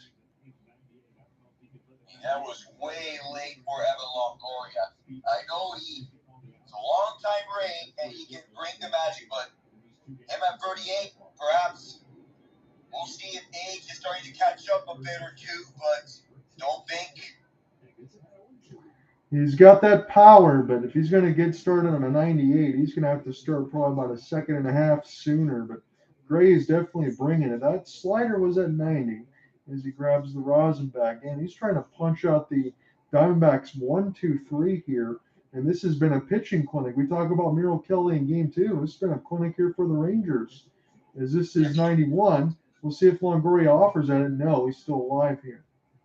Between Scherzer and Gray, this has been amazing for John Gray to pick up where Max Scherzer has left off. And curiously, Will Smith is in the bullpen warming up in relief for Gray. I was thinking the same thing, Alec. This goes to the first base side. Nathaniel Lowe makes the catch. Again, we'll see how long Gray goes, but I have to imagine you give him at least one more inning because Will Smith hasn't exactly been solid. And no, he hasn't. Just remember about the many blown saves of the Rangers in the regular season. So we will go to break. Texas has a 3-0 lead, and Alec will get set to take over here again. As far as the reset into the 5th, we'll just do this as quick as we can. I'll make sure I'll get the right tab open. So Seager had a 2-run bomb as Semien scored, and Semien single to center started from Nathaniel Lowe's extended at bat off the double. That's where we are. And the pitching reset, Scherzer left after 3 innings with back tightness, gave him just 2 hits, had a strikeout. John Gray, 2 innings, 1 strikeout as well. Brandon Pfaadt, all 5 innings so far, 4 hits, 3 earned runs, 4 strikeouts. It'll be Corey Seager, Adolis Garcia, and Evan Carter due up when we go to the top 6. So far, a well-played penalty kill for the Bruins here on this 5-minute penalty on McAvoy. So no McAvoy really, no problem, but you need goals if you were to win this. How much longer can you afford staying tied here until you can't take anymore, especially against the same Panthers team that came back on you down 3-1 to win in 7 and OT? Look, I don't care if it's regular season or not. If you're the Bruins, you want to make a statement here and show that things are different. So regardless of the penalty, go and kill it and go and score. That's all the Bruins want to do right now. Yeah, David Pastrnak right onto the ice. I thought it's really getting short at a time, but then I realized it's the tail end of the penalty kill, so it makes sense for him to come out of the ice at the end of a penalty kill because he's an offensive guy. Perhaps some work on the defensive side doesn't hurt. Well, we're looking at this right now, with the exception of the Wings game with the Islanders. Every other game, Hurricanes, Flyers, Panthers, Bruins, Kraken, Lightning, Ducks, Penguins, Rangers, Jets, Blue Jackets, Stars, all tied. I mean, now we're just waiting on the Red Wings to tie it up with the Islanders and say, who do I see scoring the next goal? I'll throw in another likely name. I'll throw in another likely name. Michael Rasmussen. Well, that would make me feel good, at least for the Red Wings to find a point. I don't want to see them completely fall away. As we said, between the first 13 games, how difficult it would be. And we both talk about it. Be happy if the Red Wings would be 7-6. They're right around that side now. But you got the Islanders, you got the Panthers, and then the New York Rangers mixed in. You got to find a win in one of those 3. And all of them for sure. So 2-0 as Brandon Pfaadt nearly throws 2 balls to Corey Seager. You can imagine that Pfaadt is not even going to have Seager deal it here. So 2-0 now to count. Idiot throw. And Seager's going to deal it here. He's going to go to center field chasing after his Alec Thomas, and he'll arrive at the spot. So 1 up, 1 down here. And Seager is going to sit down at the dugout for the moment. Well, you said that well for Brandon Pfaadt there, but you got to believe your life's going to flash before your eyes when Seager makes contact and hits the ball hard. So they're able to turn away Seager on a hard hit ball. And it's much needed here for the 1-for-4 hitters, especially 3 for 10. 3 for 10 here in game 3 after going 2 for 15 in games 1 and 2 as Garcia swings and misses way outside. It looked like that ball didn't even have a chance to be swung 0-1. Again, from the graphic you just brought up, that's big time, able to lock down these Texas hitters. And Garcia tried again, missed again, 0-2 after another fastball from Garcia. Now, at the mound or bullpen, as we're seeing warming up, Miguel Castro. Garcia is trying to start a new home run streak with these swings. Let's see that happen because his streaks will last 5 games. That time, was intentional, but he doesn't want either one of Seager or Garcia dealing it here. So far, task well done for Brandon Pfaadt in this sixth inning. The 84 pitch, no swing from Garcia. This is a breaking ball that went outside left. Change him at 88, make it a 2-2 count. Well, good work there for Garcia to find his way back into this at bat. Again, the 1 and 4 need to get going, and Garcia is part of that. Now the 2-2. Garcia tries it. He fouls on the fastball 95. Not the fastest fastballs, not the Spencer Strider fastball or the Aroldis Chapman or Andres Munoz fastball, but still an effective fastball. Remains 2-2. Especially when you got the movement from all the other pitches that Pfaadt features.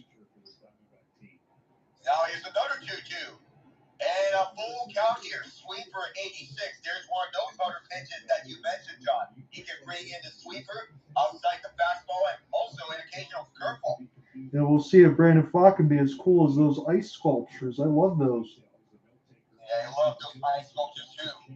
And ball 4, Garcia, he'll head over to first base. Set him walking there, a trip to the plate. That's a really good at bat for Garcia. Again, it's the third time with a full count. Walk low, one of those, you walk Garcia. Not the worst thing in the world, but you got to be careful now with Evan Carter. You got to be careful because the 21-year-old has been really fun to watch during this postseason, and he can swing and do it. So 87 pitches here. Torey Lovullo is coming out to the mound. Is this it for Brandon Pfaadt? We'll see, and we'll get our answer. It is. So up next, Miguel Castro. Well, again, Pfaadt, his final line won't be done because Garcia's at first, but 5 1/3, 4 hits, 3 earned runs, 4 strikeouts. He did enough to keep his team in the game, but the story for the first time in these first 3 games is that Arizona has not been able to manufacture hits. They can't steal bases. They can't even get on base right now. Texas has been playing lockdown ball.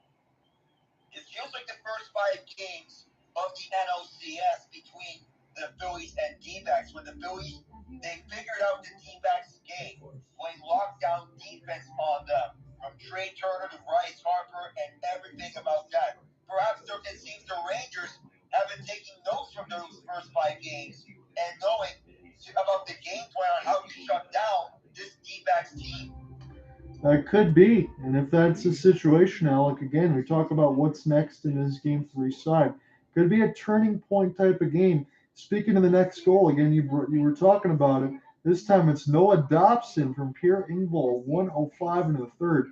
That absolutely can be the kill shot against the Red Wings. Now they would have dropped 4 straight games if they lose this one now. Again, I understand the teams they're playing against, but then you have to rebound, as I mentioned, in between Florida, the New York Rangers. You got Boston upcoming again. So you got to be able to kill it right here for the Wings on this side. No more losses, and it's going to get tough. It's going to be tough down the stretch. We do have a penalty on the Penguins. It's against Marcus Pettersson for tripping, so the Ducks to the man advantage. Last year, their man advantage has not been hot, but the Penguins, they need a goal here. No matter, even if it is shorthanded, just take what you can get.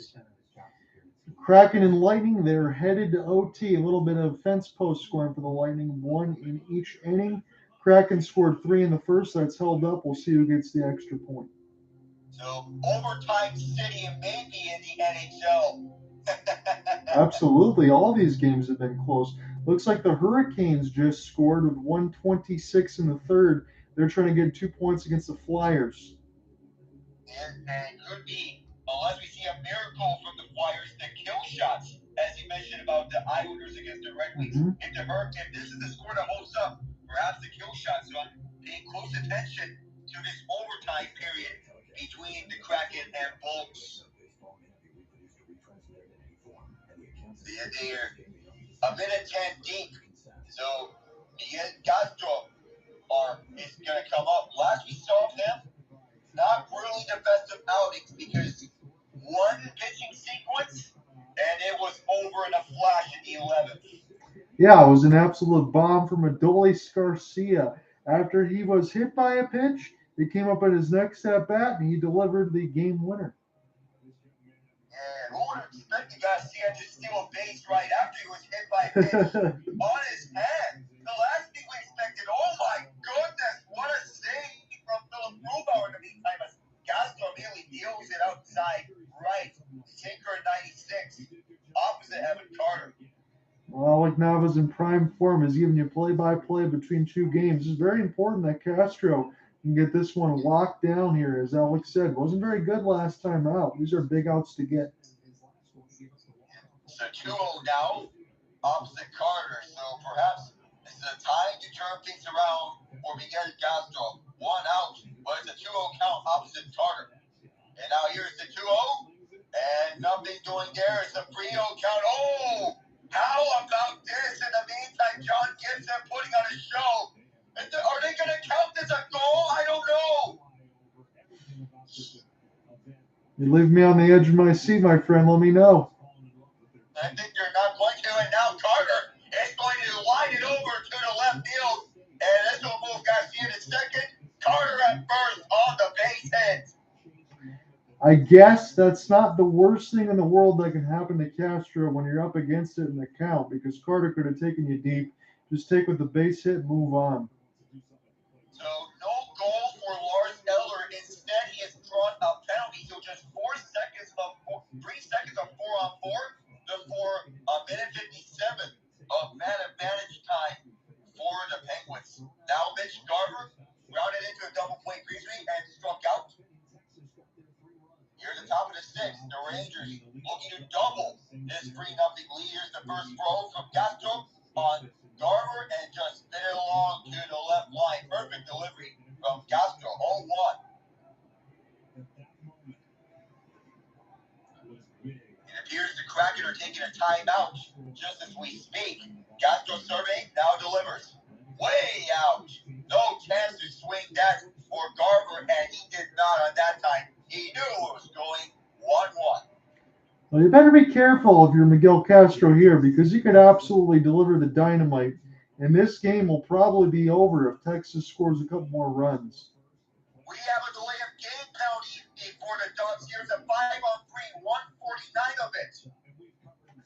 Well, that's a golden opportunity for the Pittsburgh Penguins, is it not? They got to find a way to get it done and take the 2 points. Yeah, they really need to find a way there. So 2-1 now to count, as this is a ground ball, or is it? And this one outside. Kyle Nelson warming up in the meantime. Here's top of the 6th, 1 out. Here's the 2-1. Garver just stares at it. He didn't even offer at this ball going down Main Street. 2-2. I wonder if he thought that Castro was going to continue to be wild. It's not often you'd see Garver get a strike stolen against him. He'd probably detonate on that most of the time. Yeah, you'd wonder. Now here's the 2-2. Garver's going to offer. Oh, this may have bounced off his foot. Ouch. Swung it, fouled it off his foot. Never fun.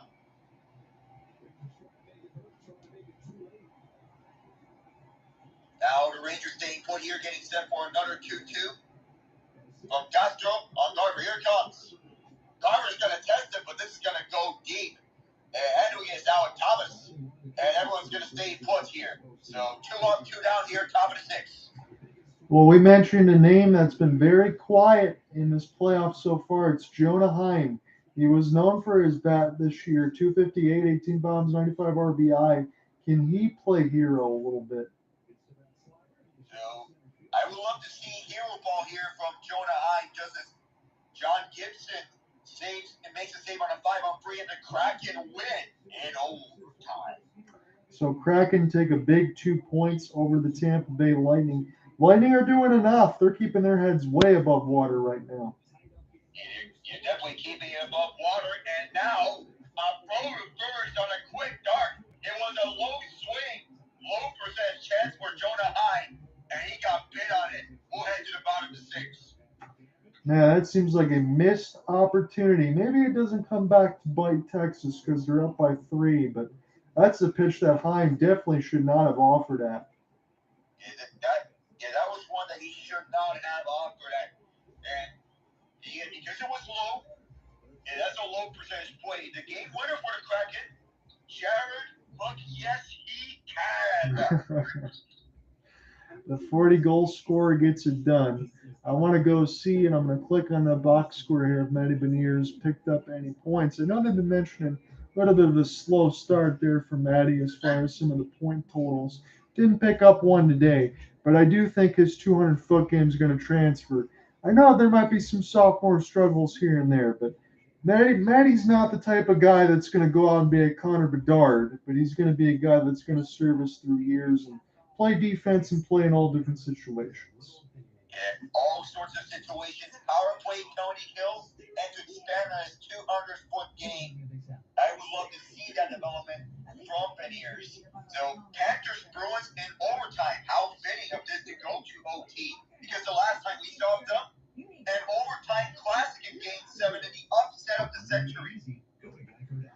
I would love to see, selfishly on this side, and I'm going to make sure I get this through the lineup, if Matthew Tkachuk can score the game winner.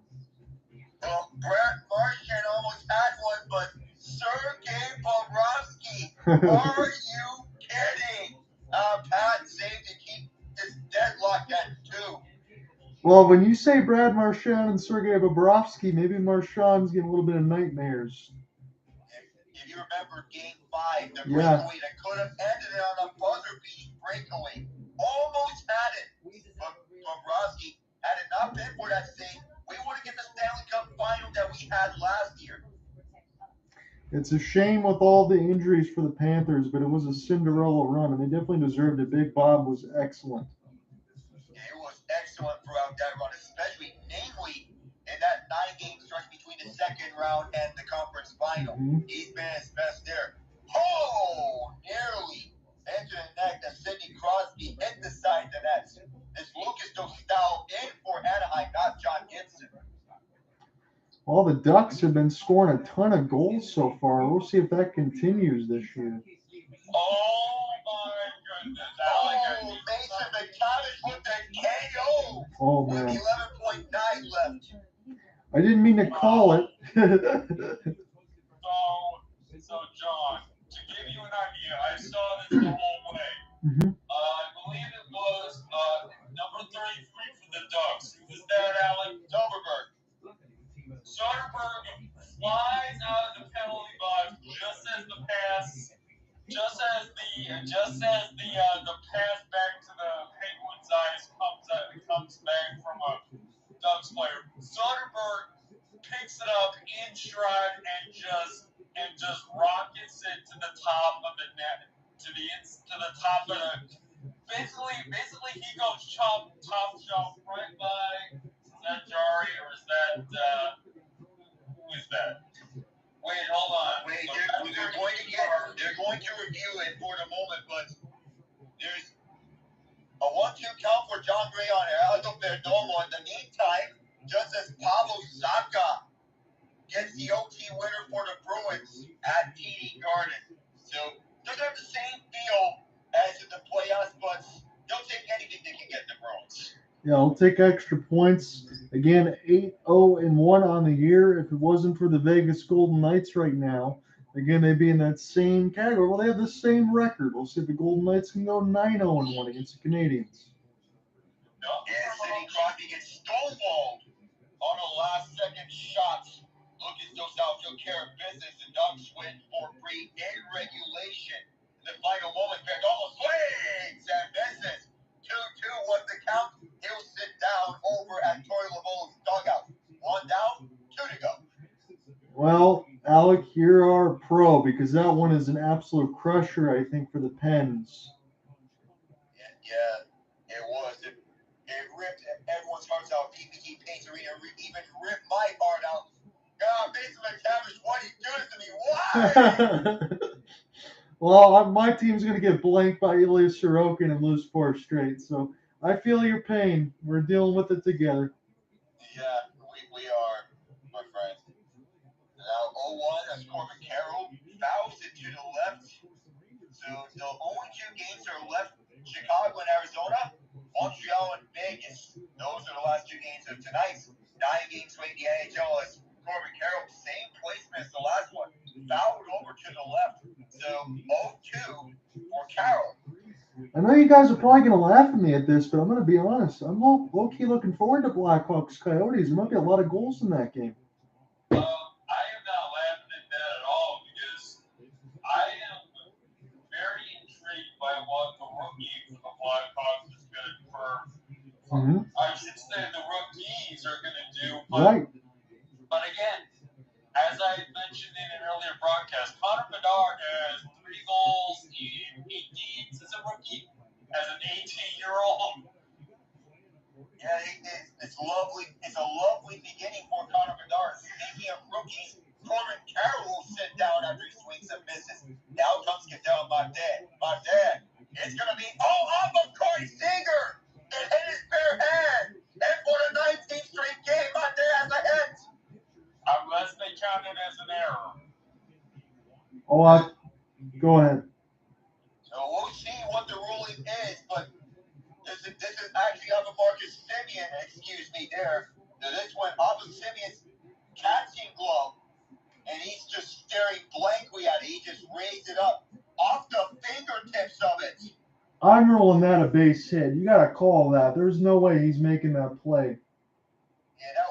There was no way Semien was going to make that play. Now everyone's on their feet. Moreno's going to sky one over. But Adolis Garcia took a few steps, and he tells Semien, hey, man, I noticed what off your fingertips, but either way, I got your back. And that does it for the 6th inning. It is time for the 7th inning stretch when we come back.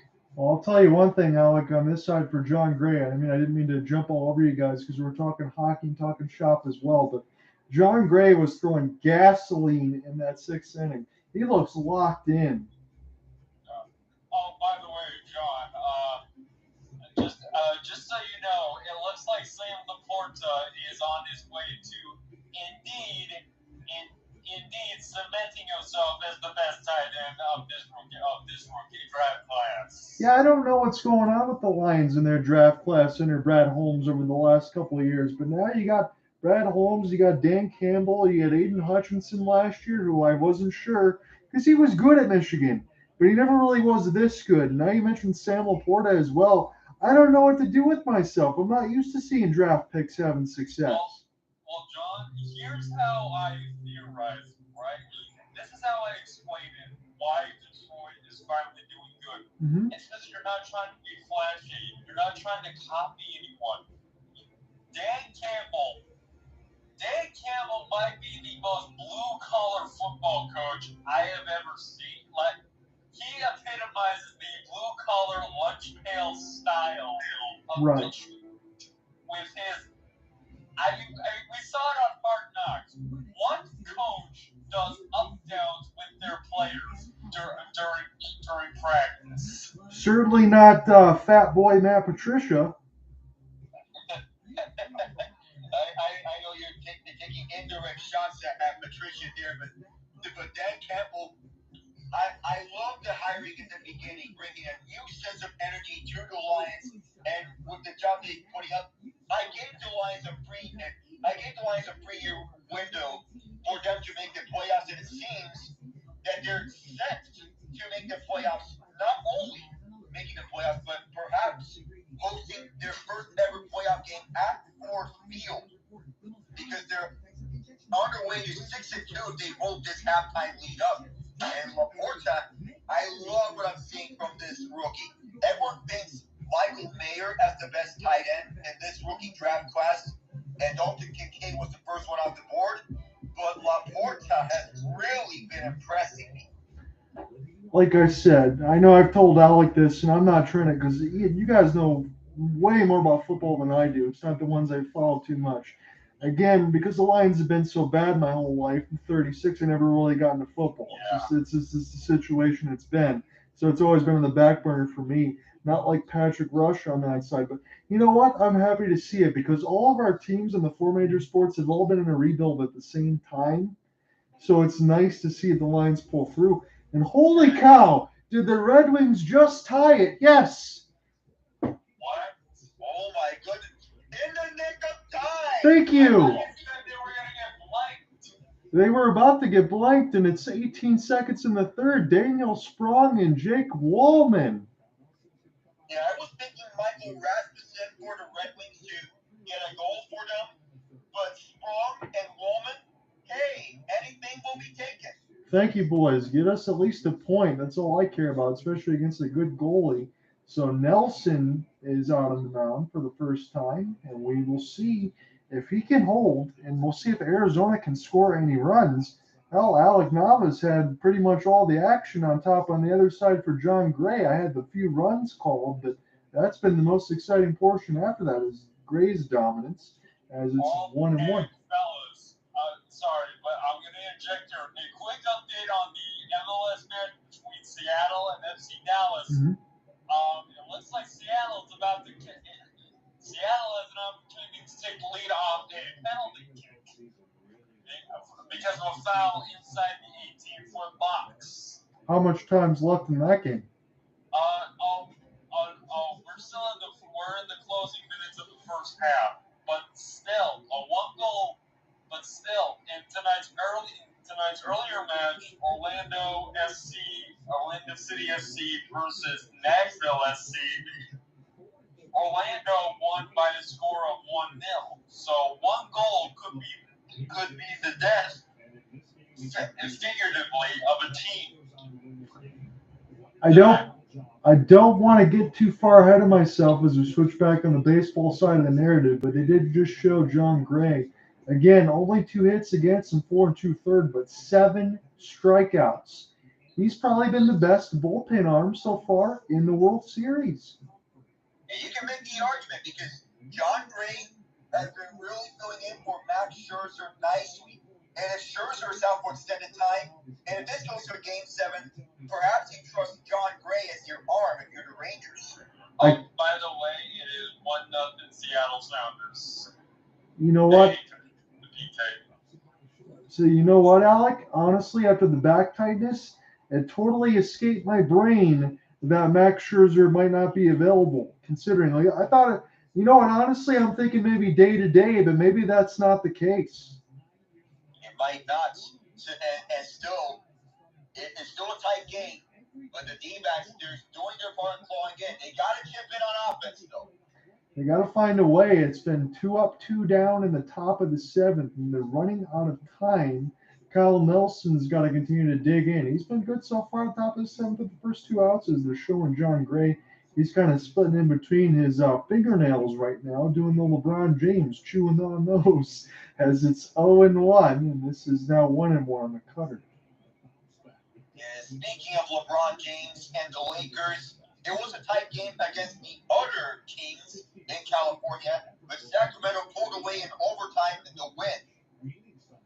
Again, let me make sure I give a correction on the Red Wings side of it. It said 18 seconds. It didn't update. It's 8:48 in the third. It's tied at 2. So Leody Tavares, 2-1 count, as this is a forced seam.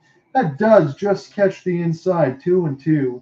So if Tavares, if he does reach, to bring up Semien, the third time through the order on this side. Arizona hasn't really even gotten to that point yet. It's just been rough for them as this is in the ground. Throw over from third from Longoria. Good work there by Nelson. It's a squirrel at 7, but all that's left now is what's Arizona going to do? It's time to stretch Walker, Pham, and Gurriel. And perhaps I was thinking of Take Me Out to the Ball Game, the unofficial anthem of baseball, the sport in itself. But I know the Cubs fans have sung that in 2016 when they faced the Indians. But Take Me Out to the Ball Game, indeed. No matter if you're a Rangers fan or a D-backs fan, they'll be singing that here in the 7th-inning stretch.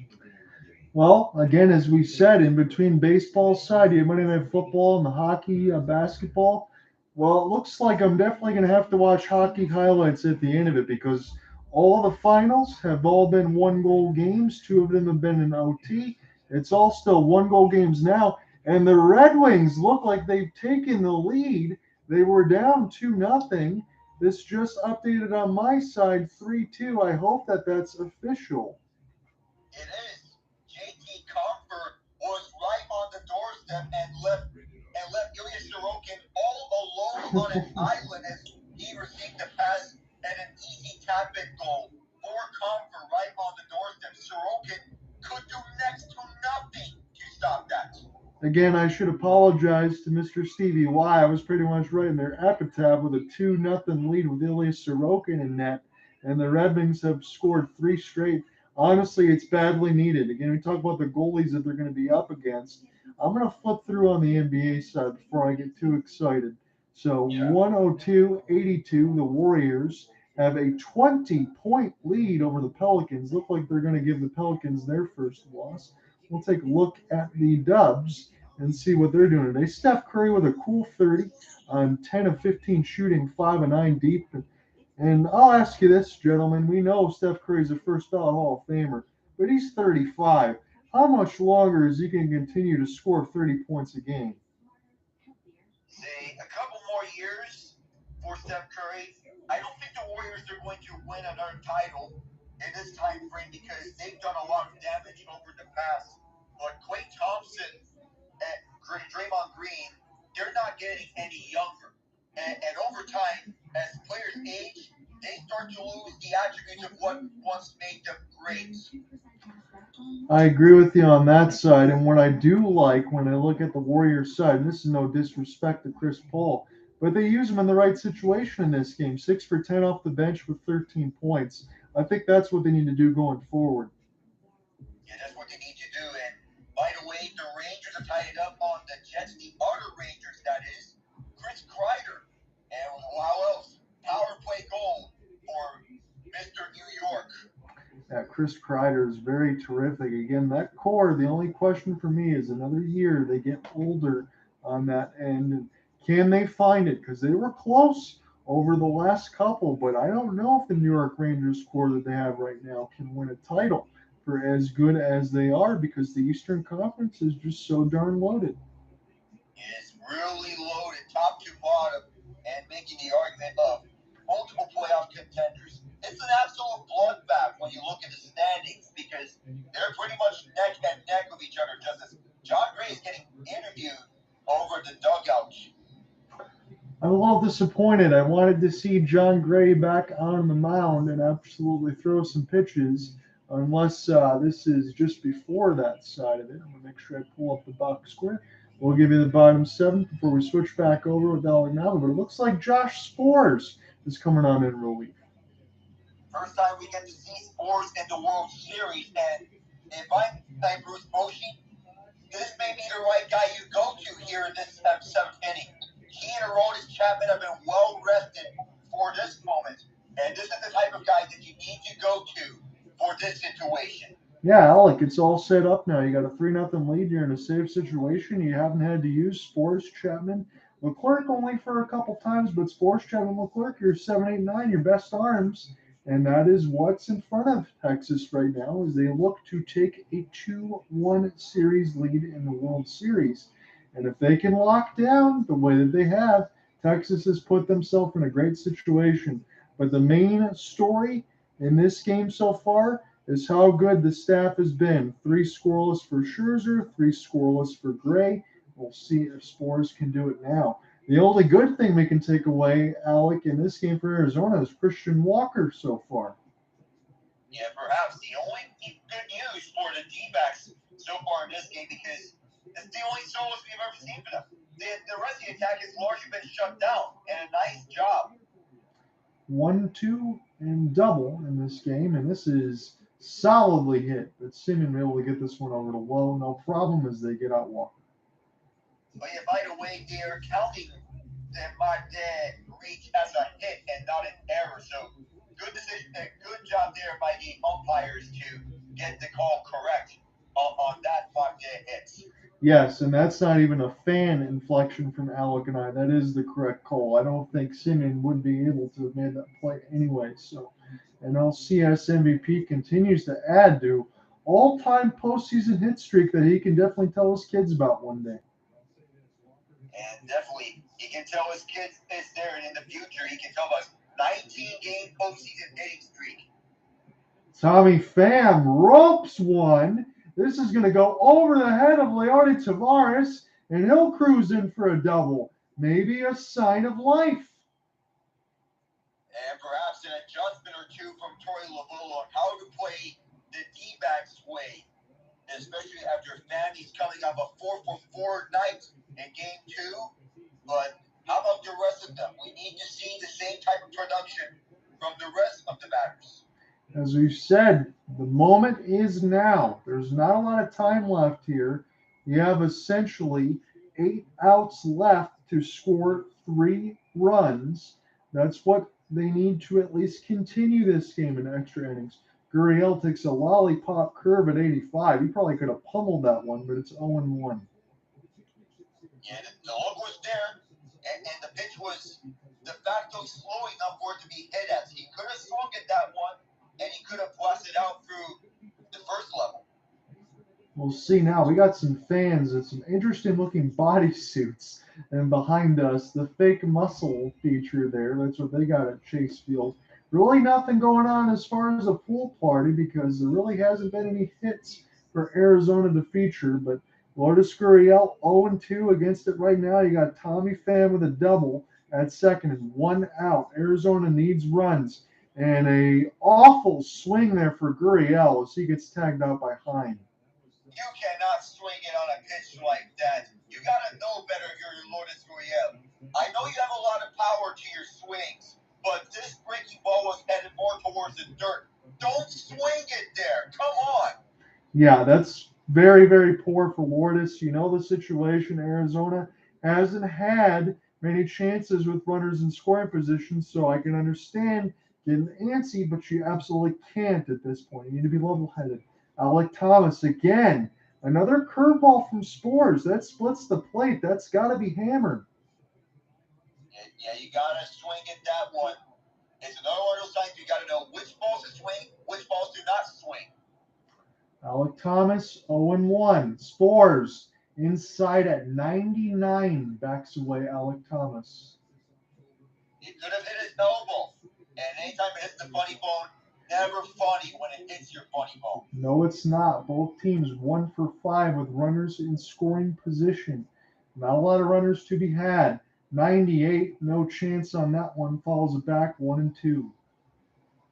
So Rangers Jets is going to overtime with the Jets on the power play, and Bo Horvath has made a free hockey game at Long Island.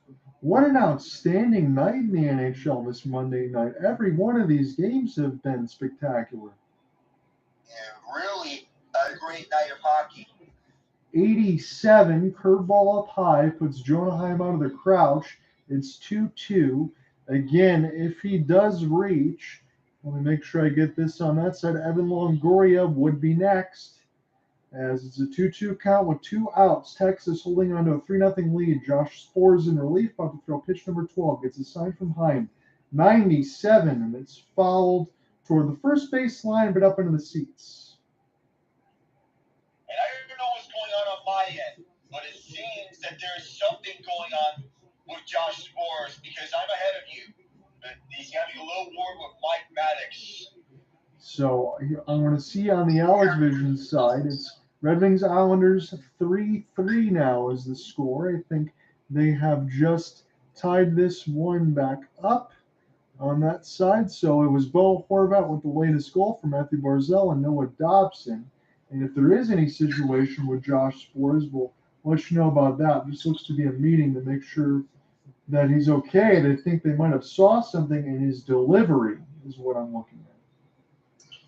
And in the Lions game, it is a pick 6 for Marcus Peters, and the Raiders within 2. Holy cow, that would be a situation that could be an absolute disaster on that side because that is a game that you would think the Lions have to win. Yeah, you would think this is a game in which they have to win, and especially when you look at last time around between them and the Ravens, you can take one loss. You can take that blowout loss, and it's a good loss to reflect back on because it's a time when you realize, level yourself, be humble. I agree. This situation, if you don't win this one, that's a awful loss for the Lions, especially considering what just happened, as we mentioned, in Minnesota. And plus, let's go back onto this game. Josh Spores, the opponents are 1 for 14 when there are runners off base. Spores has been that outstanding throughout the postseason. He stranded all 8 inherited runners. Tommy Pham's at second. They've got it all situated with Spores now. And Alec Thomas, he's been sitting there for a while waiting for Spores, and he fouls it back. He stays alive in the bottom of the 7th. My guess is that the Mount meeting was about calming Spores' nerves and for him to get settled into the game here. We'll see if the Snakes can come through. Diamondbacks need runs. Alec Thomas in the middle of a lengthy at-bat, 2-2. This is cued foul again. How much longer will this go? Because Alec Thomas, he's been as quick as he can get, but it's no easy task against Josh Spores. Even if Alec Thomas doesn't come through here, it would have been nice to see Lourdes Gurriel mirror that same at-bat. He struck out on a real bad one, and now Thomas will use his disengagement.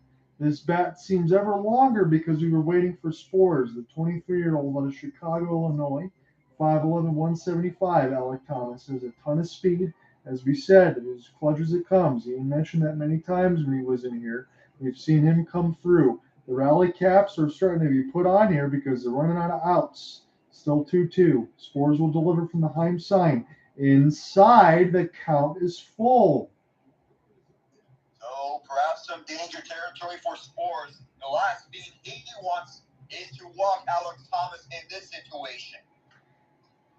That would be the last thing, even though Evan Longoria hasn't been crazy in this series. He's still a crafty veteran. Full count pitch.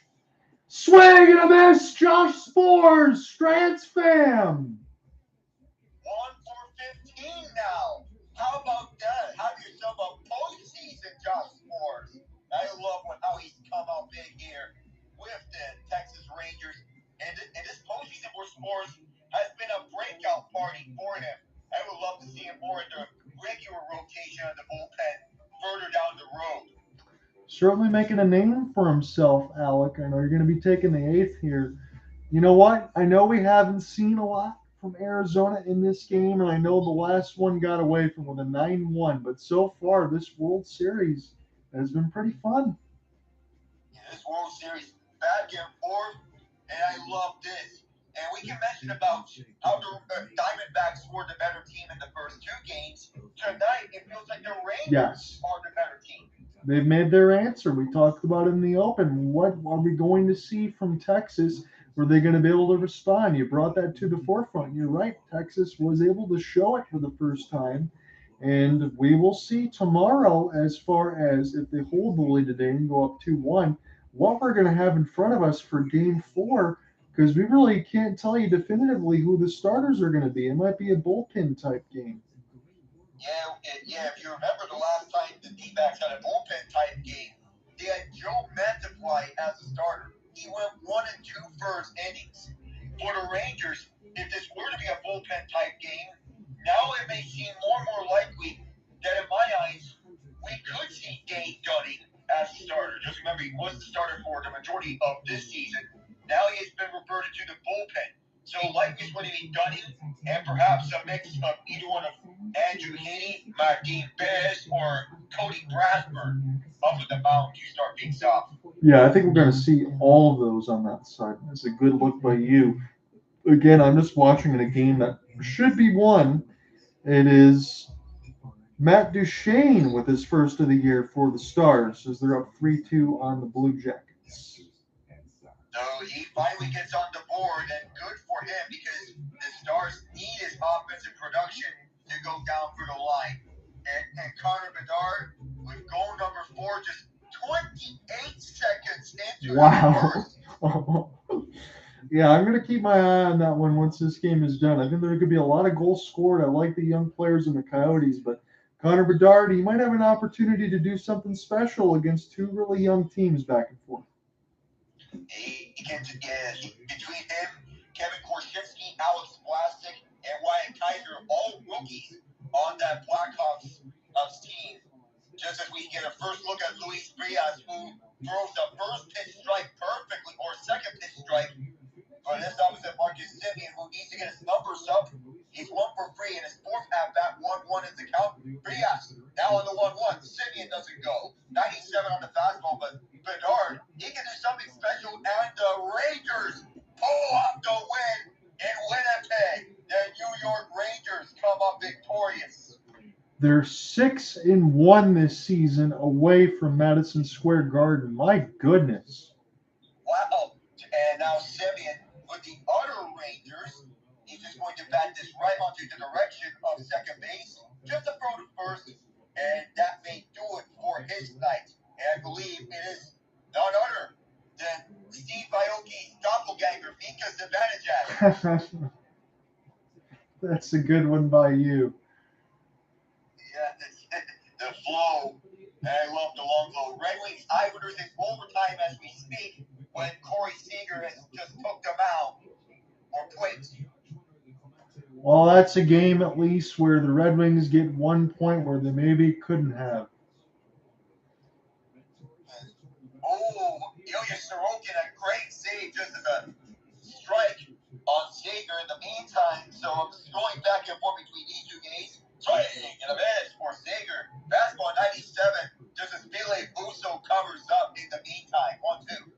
I'm going to go ahead and say Andrew Kopp for the Red Wings, and I'll say, is J.G. Pageau still on the Islanders? Give me J.G. Pageau. Yes.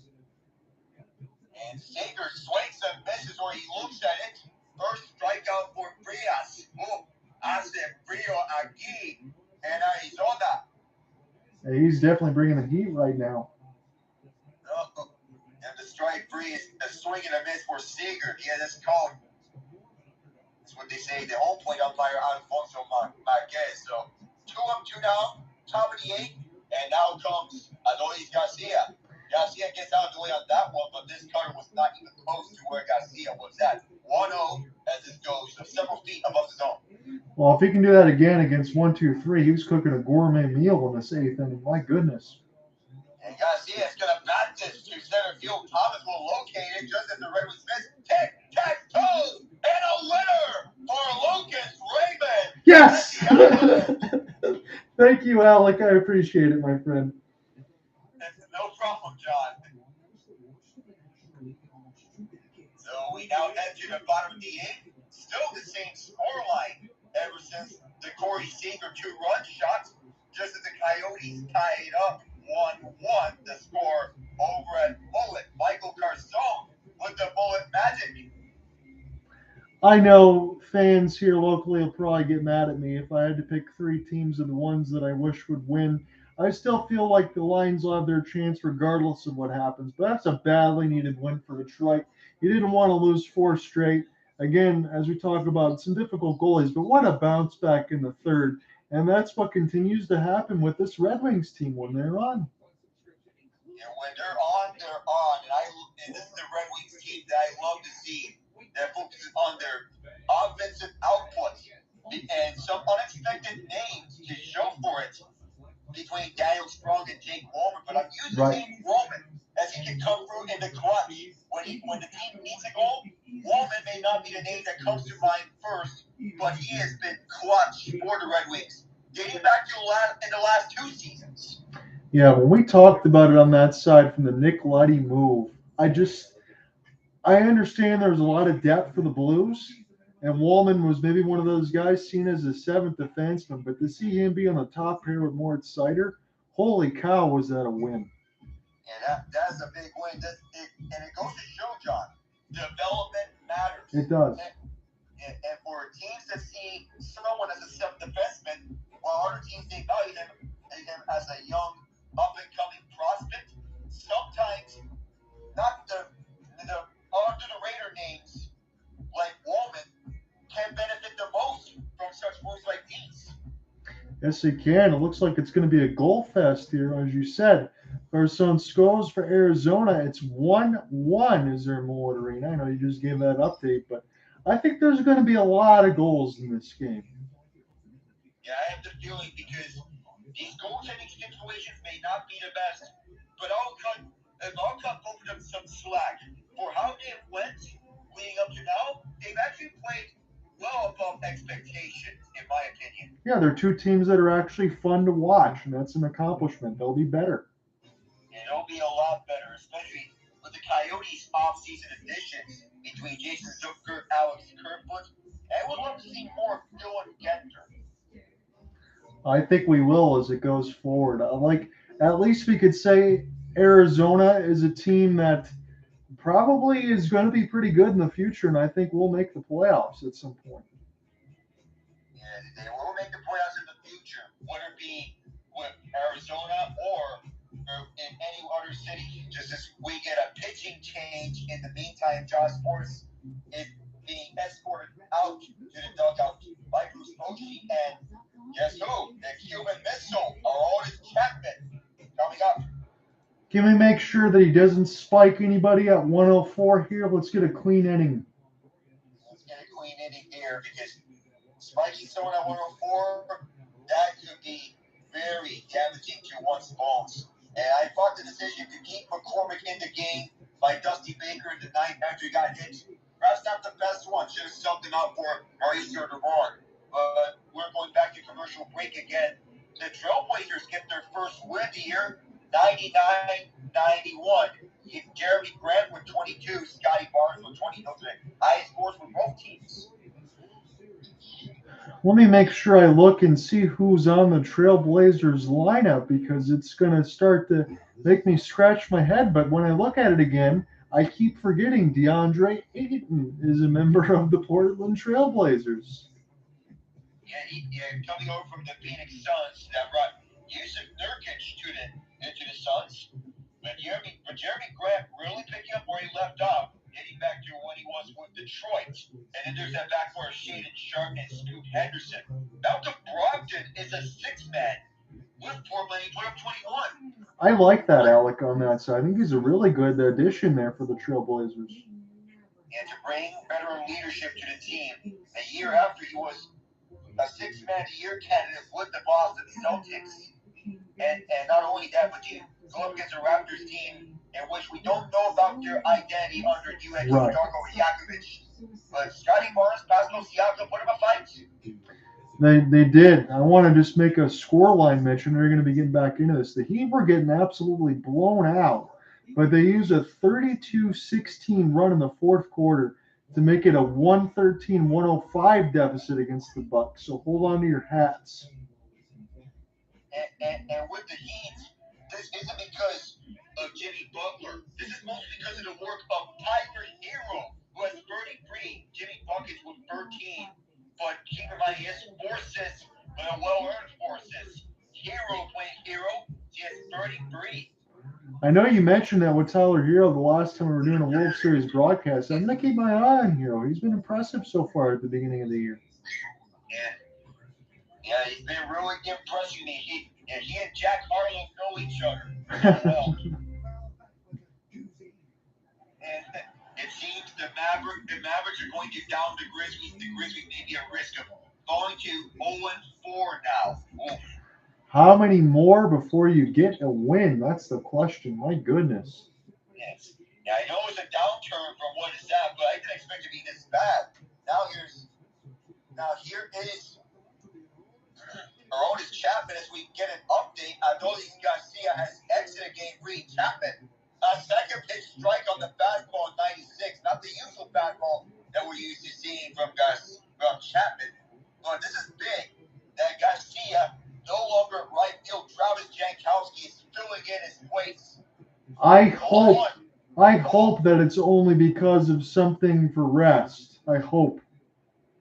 I believe it may be something, but this is a development that we're seeing. Now it's 2-1 as Chapman throws this outside. Now the 3-1, the 2-1 on the way, and this is smoked, but fouled to right field by Emmanuel Rivera, who is in for Evan Longoria as the pinch hitter. Rivera will be filling in at third base. Yeah, if we get any other updates on Adolis, we'll certainly let you know, but that could be a game changer in this series. Yeah, this could turn the tide of this series one way or another. Now here's the 2-2. And this is going to be lifted over to right field and a deep double for Emmanuel Rivera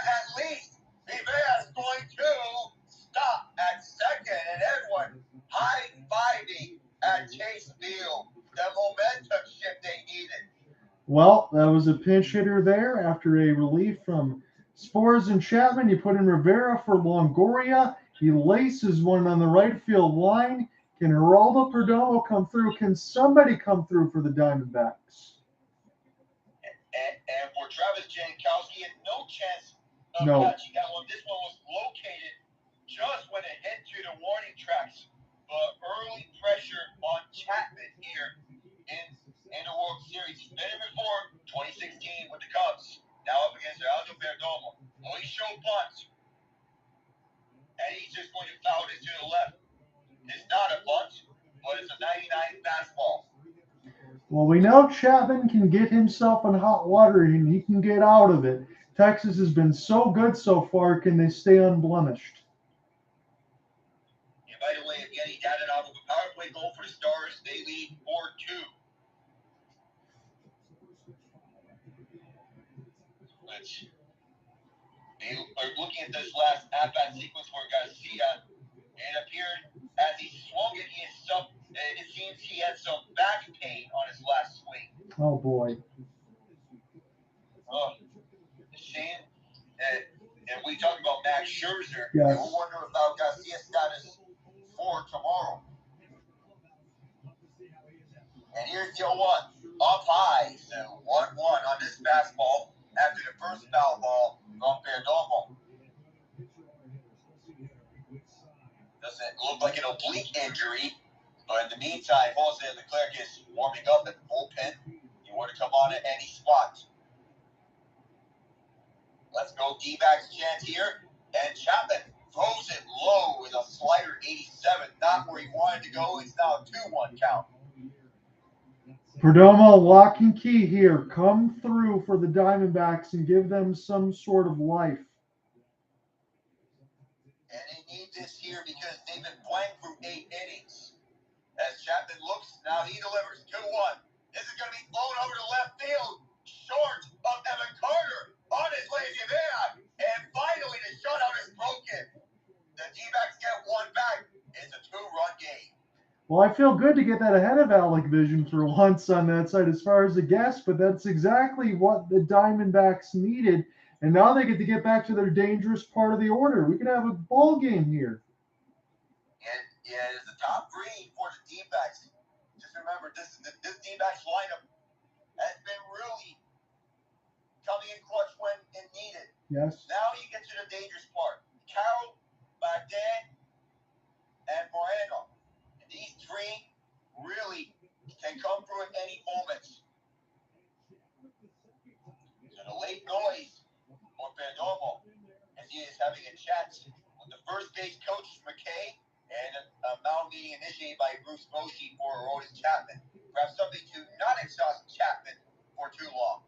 Well, make no mistake about it. In the replays that we just got for Perdomo, he fought off an inside fastball. That jammed him, and he was strong enough to put that in the left field. That's spectacular. So now comes Corbin Carroll. A little sign of Corbinite. They'll play on dynamite because he's been dynamite in his rookie season in the NL. Tying run at first base. And Carroll at the plate opposite Chapman, rookie of the vets. So modern day still no outs. The D-backs just broke the shutout.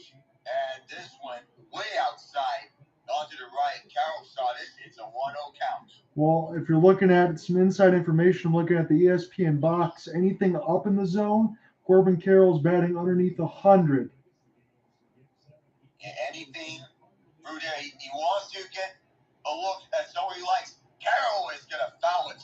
Fastball, triple digits, 100. Chapman can bring in consistent bases on the fastball, but will we see a consistent version of Chapman? Remember, Leclerc is warming up at the bullpen. Already used up John Gray and Josh Spores. The 1-1 took too long to develop on the disengagement. Nathaniel Lowe on the catch and Perdomo. No problem getting back to first. Tension moments here now. Corbin Carroll You know, he's a franchise player. Can he do it? And he's definitely a franchise player, and he wants to get the tying home run. Remember about Marcus Semien getting in Nathaniel Lowe and Corey Seager on the 2-run shots. It's a 3-1 game here at Chase Field, a brand new game. Perdomo wanted to go, and now here's the throw. Nice throw from Chapman at the top right corner, getting Carroll guessing 1-2 on the fastball, triple digits. Yeah, that's where he said he can be beat. Those are his cold zones. Anything low and middle in, he likes. Anything high, you can get Corbin. Yeah, you want to throw a high ball, but not too high. You want to get it right on the spot. Double play will bring it over to Ketel Martin nonetheless because there are no outs. The 1-2 pitch coming up soon. Now to throw. And no swing from Carroll. This went outside. And Carroll did not take any chances on the high ball 2-2, triple digits, 100. You got 100, and then you got an 80-something slider where it can be devastating. So it's so hard to sit between one pitch and another. An update from Dallas White Johnson, empty netter, 5-2 stars. Not a 2-2. Carroll is going to foul it. And I thought it was going to be skied up in the air, but this went out of play up to the netting. He'll stay for Chapman's 15th pitch.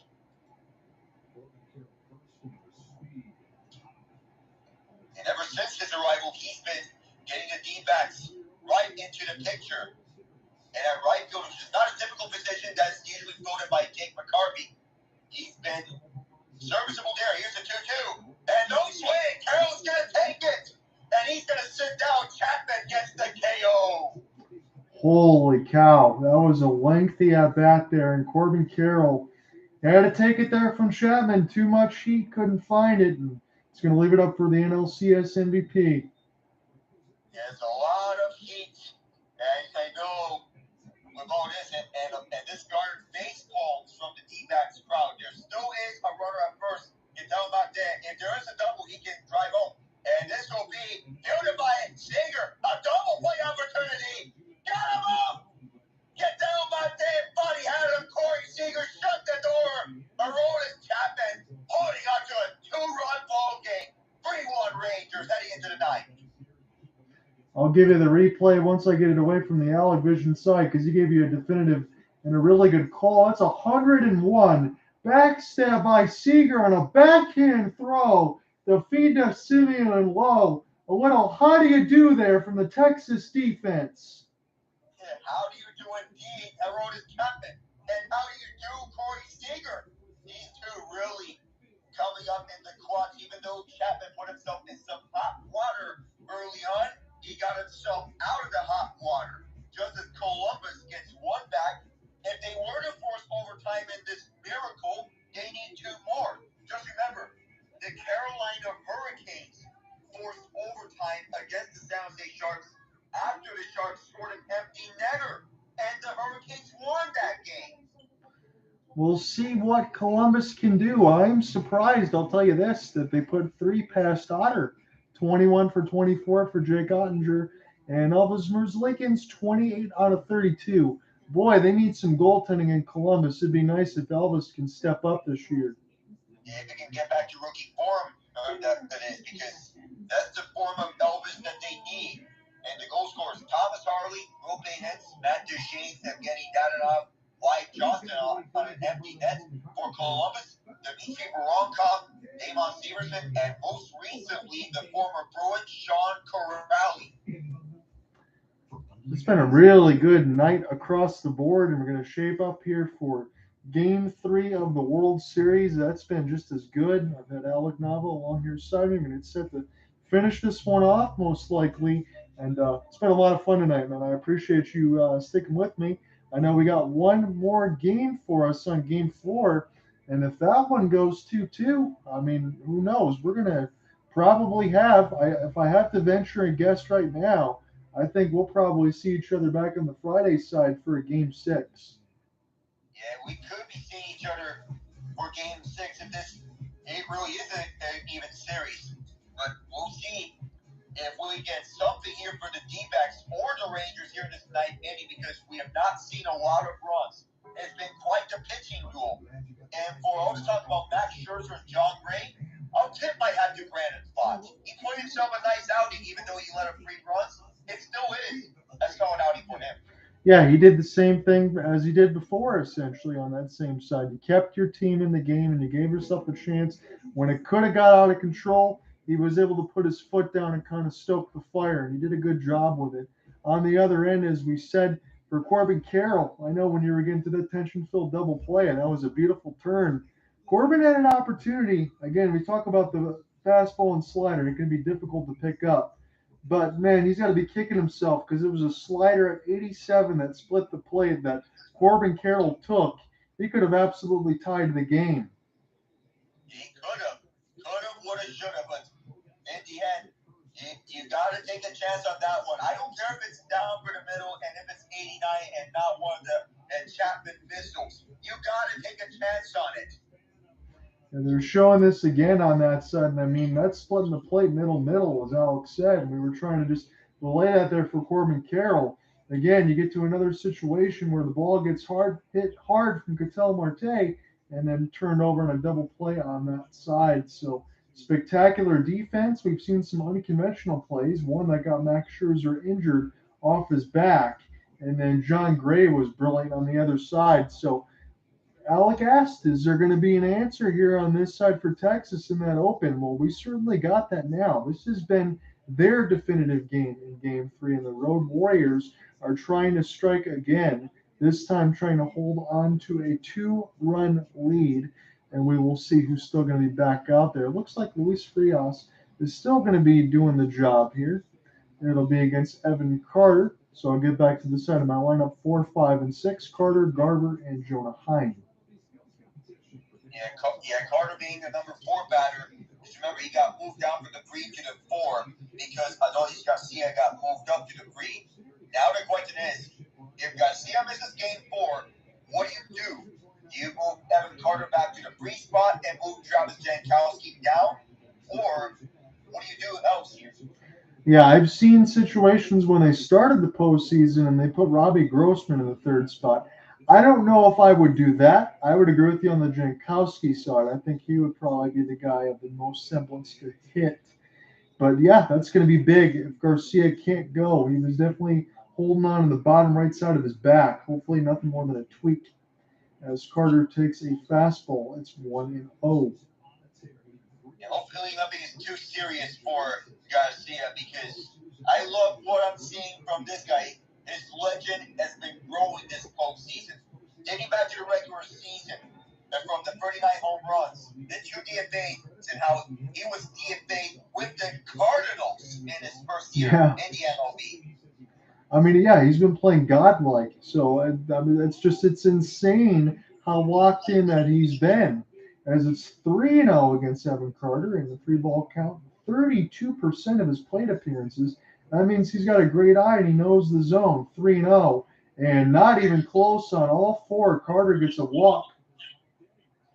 Well, I don't know. Carter may have gotten a friendly call towards his favor on the bird pitch because it looked to be on the zone by just a mere inch as it was on the top line. But nonetheless, a walk is a walk. That's what they say. And Frias, it's the last thing he wanted to do right now since Arizona drew closer with 1 run. Absolutely has to make sure that no other runs are scored. That's a good bounce back pitch against Garver. 95 on a fastball, 0-1. I know for Luis Frias, you do not want to afford any more walks here, as you pointed out, especially not against the DH Mitch Garver. He has a good eye. Garver hits one deep. Thomas racing back at the track, leaps and makes the catch. Now, I know that wasn't going to get out of the ballpark, but if the D-backs want to get back and get this win, they're going to rely on plays like these. What a chase down from Alec Thomas. What a leaping grab up top. High five, AT.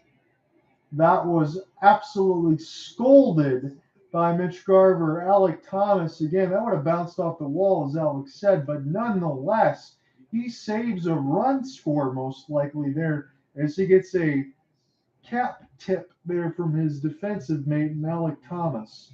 And we will see what awaits us now as Jonah Heim is at the dish. He is one that definitely wants to get going here. He's not had good World Series numbers so far. We may be getting a challenge by Torey Lovullo for illegal touching of second base because it appeared Evan Carter was ready to get to second base in the event if this was going to bounce off the wall. We need to survey this. Okay, so this will be a call that I'm completely unaware of on this side. So as your play-by-play man, I should be able to give you some expertise on this side. I don't think I can. And it looks like with the Alec Thomas catch, it may look like because it was caught by Thomas, Carter cannot advance to second base. I got you on this side. So that'll be the case where he's going to have to go back to first. He steps on the bag and then goes his way back, which he's not supposed to do. So I think he's going to be tailored on the first base side, and it should still be one out top of the ninth. There should be a short challenge here. Yeah, I feel no doubt that Lovullo is going to win this challenge.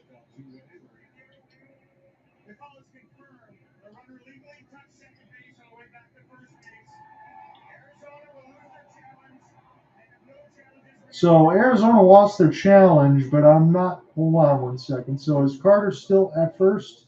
Yes, he's at first. Yes. Yeah, I thought they won the challenge, but was a little late.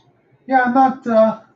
Honestly, I'm not quite sure with that one, ladies and gentlemen. I'll just be honest with you. I'm not going to lie to you. 0 for 3 is Jonah Heim with 2 flyouts and a groundout. What's Heim going to do here? First pitch for a fastball. That was borderline. This one was a strike, 0-1. So the Lions up 23-14, last touchdown by Jahmyr Gibbs, and the Coyotes up 2-1, courtesy of Josh Brown. That is a name I'm not familiar with. Yeah, I'm not familiar with Josh Brown, but he's supposed to be a bird-carrying defenseman. Well, good to see for the Coyotes getting secondary goal scoring. Again, for any of this stuff in between Alec and I, and especially for me, I'll always tell you, if I don't know, I'll just flat out tell you I don't know. I'm not going to lie to you. I've never heard of some of these names, as it's 0-1. Big swing and a miss for Heim. It's 0-2. Again, you have the runner at first, which is Evan Carter. Frias really has to just make sure that nothing else happens in this ninth. Arizona trying to give themselves a chance when there's not been much traffic on the base paths for either team. 0-2 is the pitch count against Heim. And now before we get a toss over to first, Carter's back safe. If I'm Luis Frias, I don't blame him for using the disengagements here, trying to get Evan Carter right out at first, because I want to test their rookie speed. Yeah, you want to test their capacities and speed and everything else. If it's Jung, if it's Carter, you want to make sure that you don't catch them trying to make a big play when they don't need to. Now we get another meeting on the mound. This ninth inning here is starting to take a little bit too long as far as I'm concerned, because some of these challenges really wasn't needed, and now Bruce Bochy is out there talking. So we're kind of belaboring nothing here at this point. So it seems the umpires are going to have discussion about Evan Carter, and we're not sure what it is. In the meantime, 3-1, 2 goals in 2 minutes and 2 seconds. Twos are crazy here. Michael Carson, goal number 2. On the power play, nonetheless, 3-1 Coyotes. It's a 2-goal differential. Well, if you had a hat trick watch, that would not be one of those names I would have had on the thought of it. But again, the secondary goal scoring for the Arizona Coyotes has been pretty good. This is a team that has some talent, as we talk about, alongside the Blackhawks. No, we're not expecting them to be playoff teams, but they're expecting them to be exciting. As finally, we will get back underneath this here in the ninth. Not sure what all of this has been about so far, but it's 0-2, the count, 1 out. Carter is taking a tenuous lead at first base, and Frias ahead of it, not going, is Carter, 97, as it's 1-2. And don't go in those situations because that one was outside. Don't risk swinging it. That's what Heim's got to make sure he tells himself. Again, he's not been sharp, and for as good as he is behind the dish, he broke out with the bat this year. We haven't seen him in the postseason, and he offered at that one. He has just not looked good at the dish today. If you're the Rangers, you need something from the bottom half of your lineup between Heim, Lowe, Jung, and Tavares. This is not one of those instances what you need here from Jonah Heim. You need to come through in moments.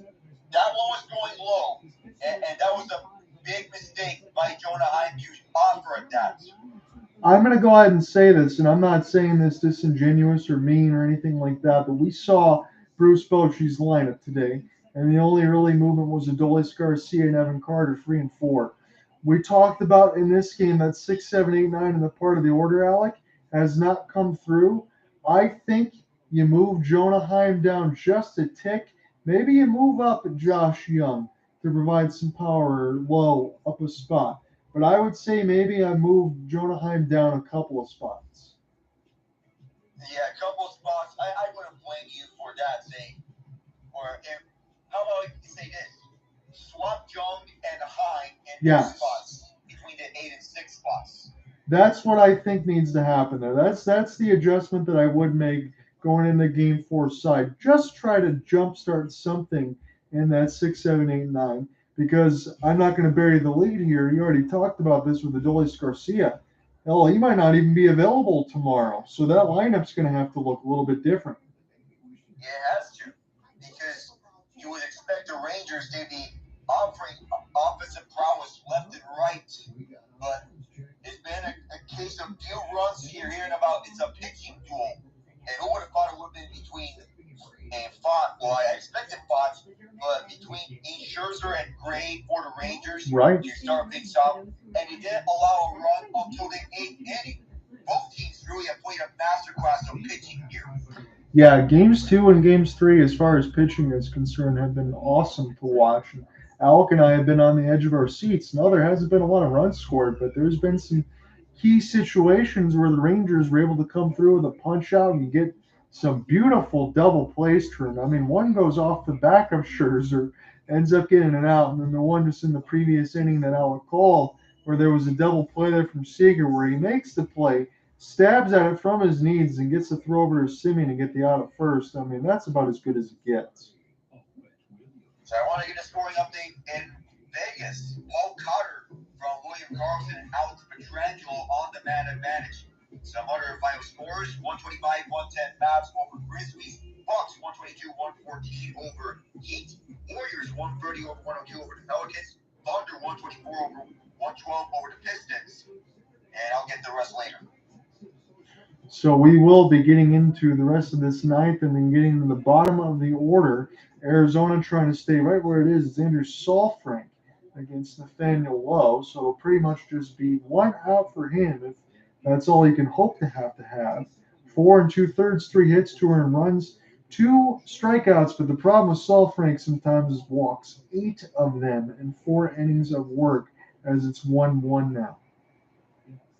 Yeah, the problem for Saalfrank is about the walks because so far this young career, he played 10 regular season games. The postseason, he's been a revelation. But I feel the pitching coach needs to emphasize on the walk part. Nathaniel Lowe fouls back a sinker, make it 1-2. Previous pitch there, Nathaniel Lowe didn't take an offer at it. It split the middle of the plate. And if there was something that Alec and I have been able to pick up in this game, is Texas has had some mistake pitches to swing at. They took advantage of some of those, but honestly, it could have been worse. It's only 3-1, 1-2. This bounced off Saalfrank's glove, and they get the out at first. So we go to the bottom ninth. Arizona needs 2 runs to force extra innings. It's 3-1. And that's the second time that we've seen a ball bounce off a pitcher in this game. And when you think about the Scherzer bounce, I was not expecting that. Didn't have that on my bingo card. No, it's starting to make me hold my breath because I don't want to see anyone else get injured or have anything else crazy happen. It's been all over the bingo card right now. I just want to go ahead selfishly, if you can give me a football update. What's the line score? So between the Lions and the Raiders. It is 26-14, a field goal for Riley Patterson is fourth. He made all four of his field goals on the night. 44, 31, 33, and the most recent from 52. So again, they say field goals don't win you games, but at least they get enough of it. And Detroit has done enough against Las Vegas to have a 26-14 lead. I saw the spread was 8.5. I got the Lions today. Hopefully they can cover that. I didn't do too bad this week, but for Detroit, you'd have to imagine a win is a win. You take it in football, but maybe expected to do a little bit better today so far. Yeah, I was expecting a bounce back after what happened last week because I felt with the Lions up against the Raiders, I had the feeling that this was going to be a mismatch and it will be one side in favor of the Lions, in my opinion. But so far, instead of the 30-point score that I was expecting in favor of the Lions, well, for them to drop 30-plus points, right? It's been so far a two-possession game. Yeah, it's not out of the reach of it yet. And crazy enough, the scoreline, as you said, 26-14. It's going to be an opportunity. But Jimmy Garoppolo, 6 of 14, 62 yards and an interception, and yet Vegas is only down 12. Well, at least it's not with the Giants quarterbacks between Tyrod Taylor and Tommy DeVito have a combined 7 passing yards against the New York Jets. 7. I couldn't believe when I saw that and I was typing that stuff up. I hope Tyrod Taylor and everything else gets healthy because I can't believe how one quarterback can get injured so much because I feel like when Tyrod Taylor's out there, he makes things happen. He makes things happen no matter where he goes. He bounced around the league and making things happen indeed between Buffalo, Cleveland, the Chargers, Houston, and now the Giants. So here we go. It is the final 3 outs. Jose Leclerc on to get the save, trying to give Texas a 2-1 lead into this World Series. Again, for all the non-competitive games that Alec and I have covered, as far as some of the baseball side, this World Series has been pretty good so far. We know what a 9-1 scoreline could be, but let's be honest. Both of us told you that the 7th, 8th, and 9th, that kind of got away from Texas in the end. It was close until it wasn't. So it's Gabby Moreno now trying to get the job done. 3, 4, and 5 here in the 9th. And an 84 on a slider misses. It's 1-0. With Randy Johnson over in attendance and watching this game after throwing the first pitch, you'd imagine he's expecting one for the D-backs. See if Moreno can come through. He's been good in some of these situations. And wow, a ball is called on a slider. 2-0. That was inside, clearly.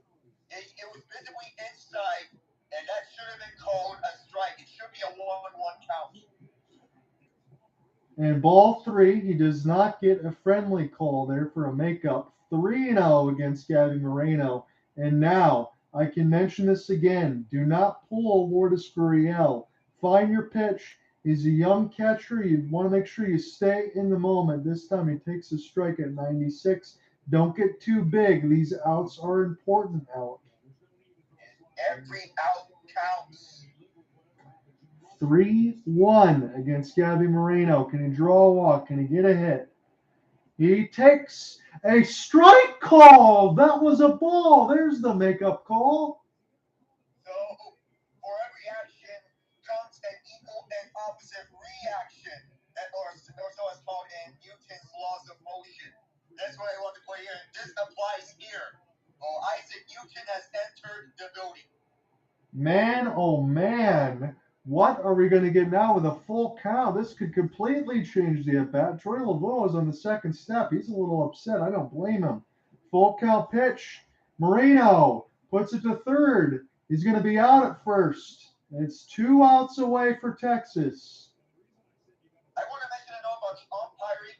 I feel both Bruce Bochy and Troy Laveau should be upset because at that second pitch, I thought it was a strike, and the one that went outside, that should have been ball 4 in that sense. But because of the second pitch ball, in quotation marks, Yeah. these two cancel each other out. I think you're absolutely right, Alec. I think both managers definitely have cases for beefs. Again, the strike zone hasn't been all that bad until it's been bad on those. So we'll see what Walker can do. 90 miles an hour on a cutter, 0-1.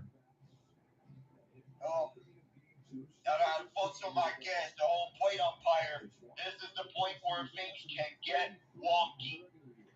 0-1 pitch. Walker fouls it off. It's 0-2 now. He's up against it. Leclerc's look sharp. With how sharp Leclerc has been, and you need to think that Walker is going to need to have one here against Leclerc. We don't know which version of him we're going to get. Tommy Pham will be due up next. It would be nice if Walker gets on base for Arizona because Pham has been red hot. They need something, anything. Fans of the towels over their face right now. Rally caps, everything. Leclerc's ninth pitch. Walker doesn't offer. It's 1-2. If I'm Leclerc, I'm walking Pham intentionally. Don't even give him a chance to swing the bat. Just walk him intentionally. That would be a very interesting call should we get to it. Walker now 2-2. Not normally would you say you'd want to put on a time you're in that situation, but Lourdes Gurriel had looked lost so far in this game, so that might be what they could think about. 2-2. Here's the pitch. Walker falls at the left field line and stays alive. So Walker may have one last chance, if anything, unless if he gets ball 3 or 4.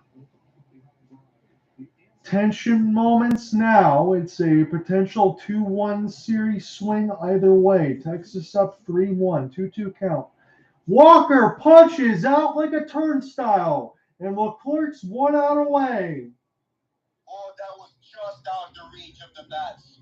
I mean, just out of the reach. It cannot be any closer than that, but that has got to stink for Christian Walker. Normally been reliable in the regular season, but much has been said about this postseason struggles, and they continue on here in the World Series.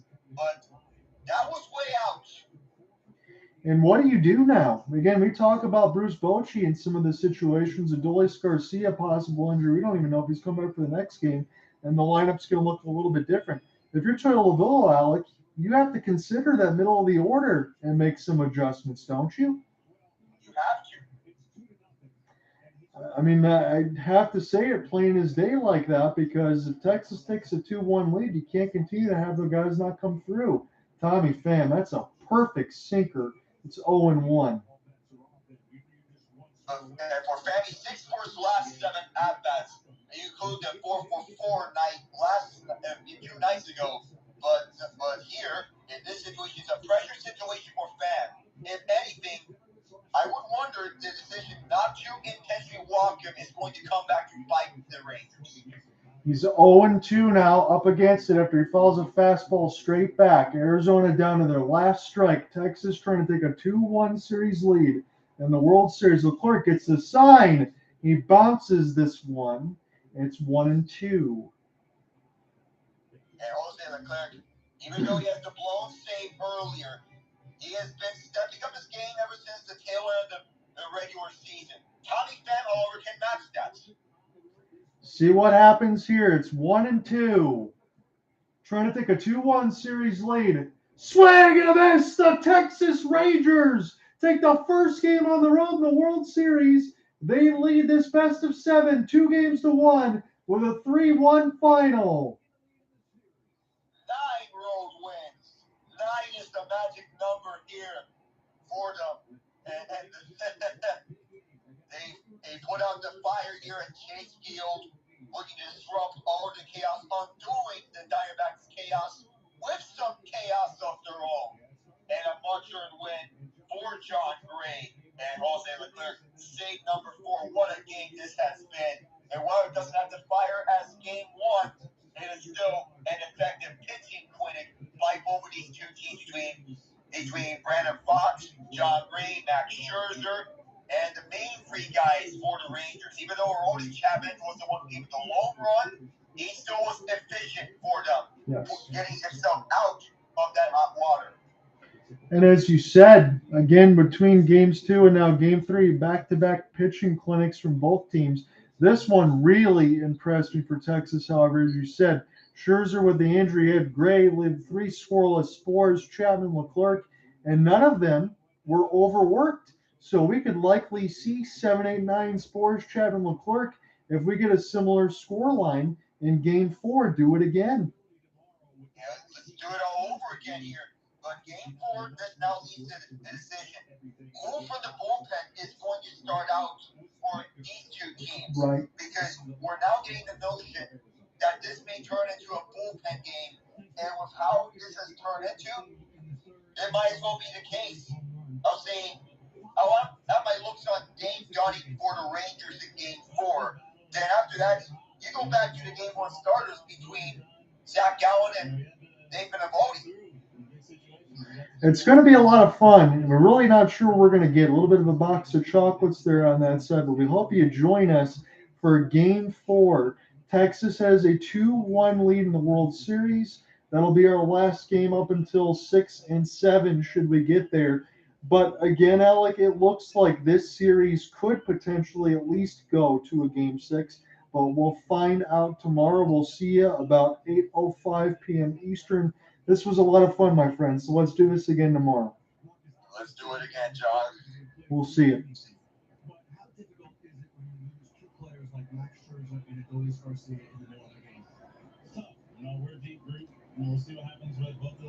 See you guys tomorrow about 8:05.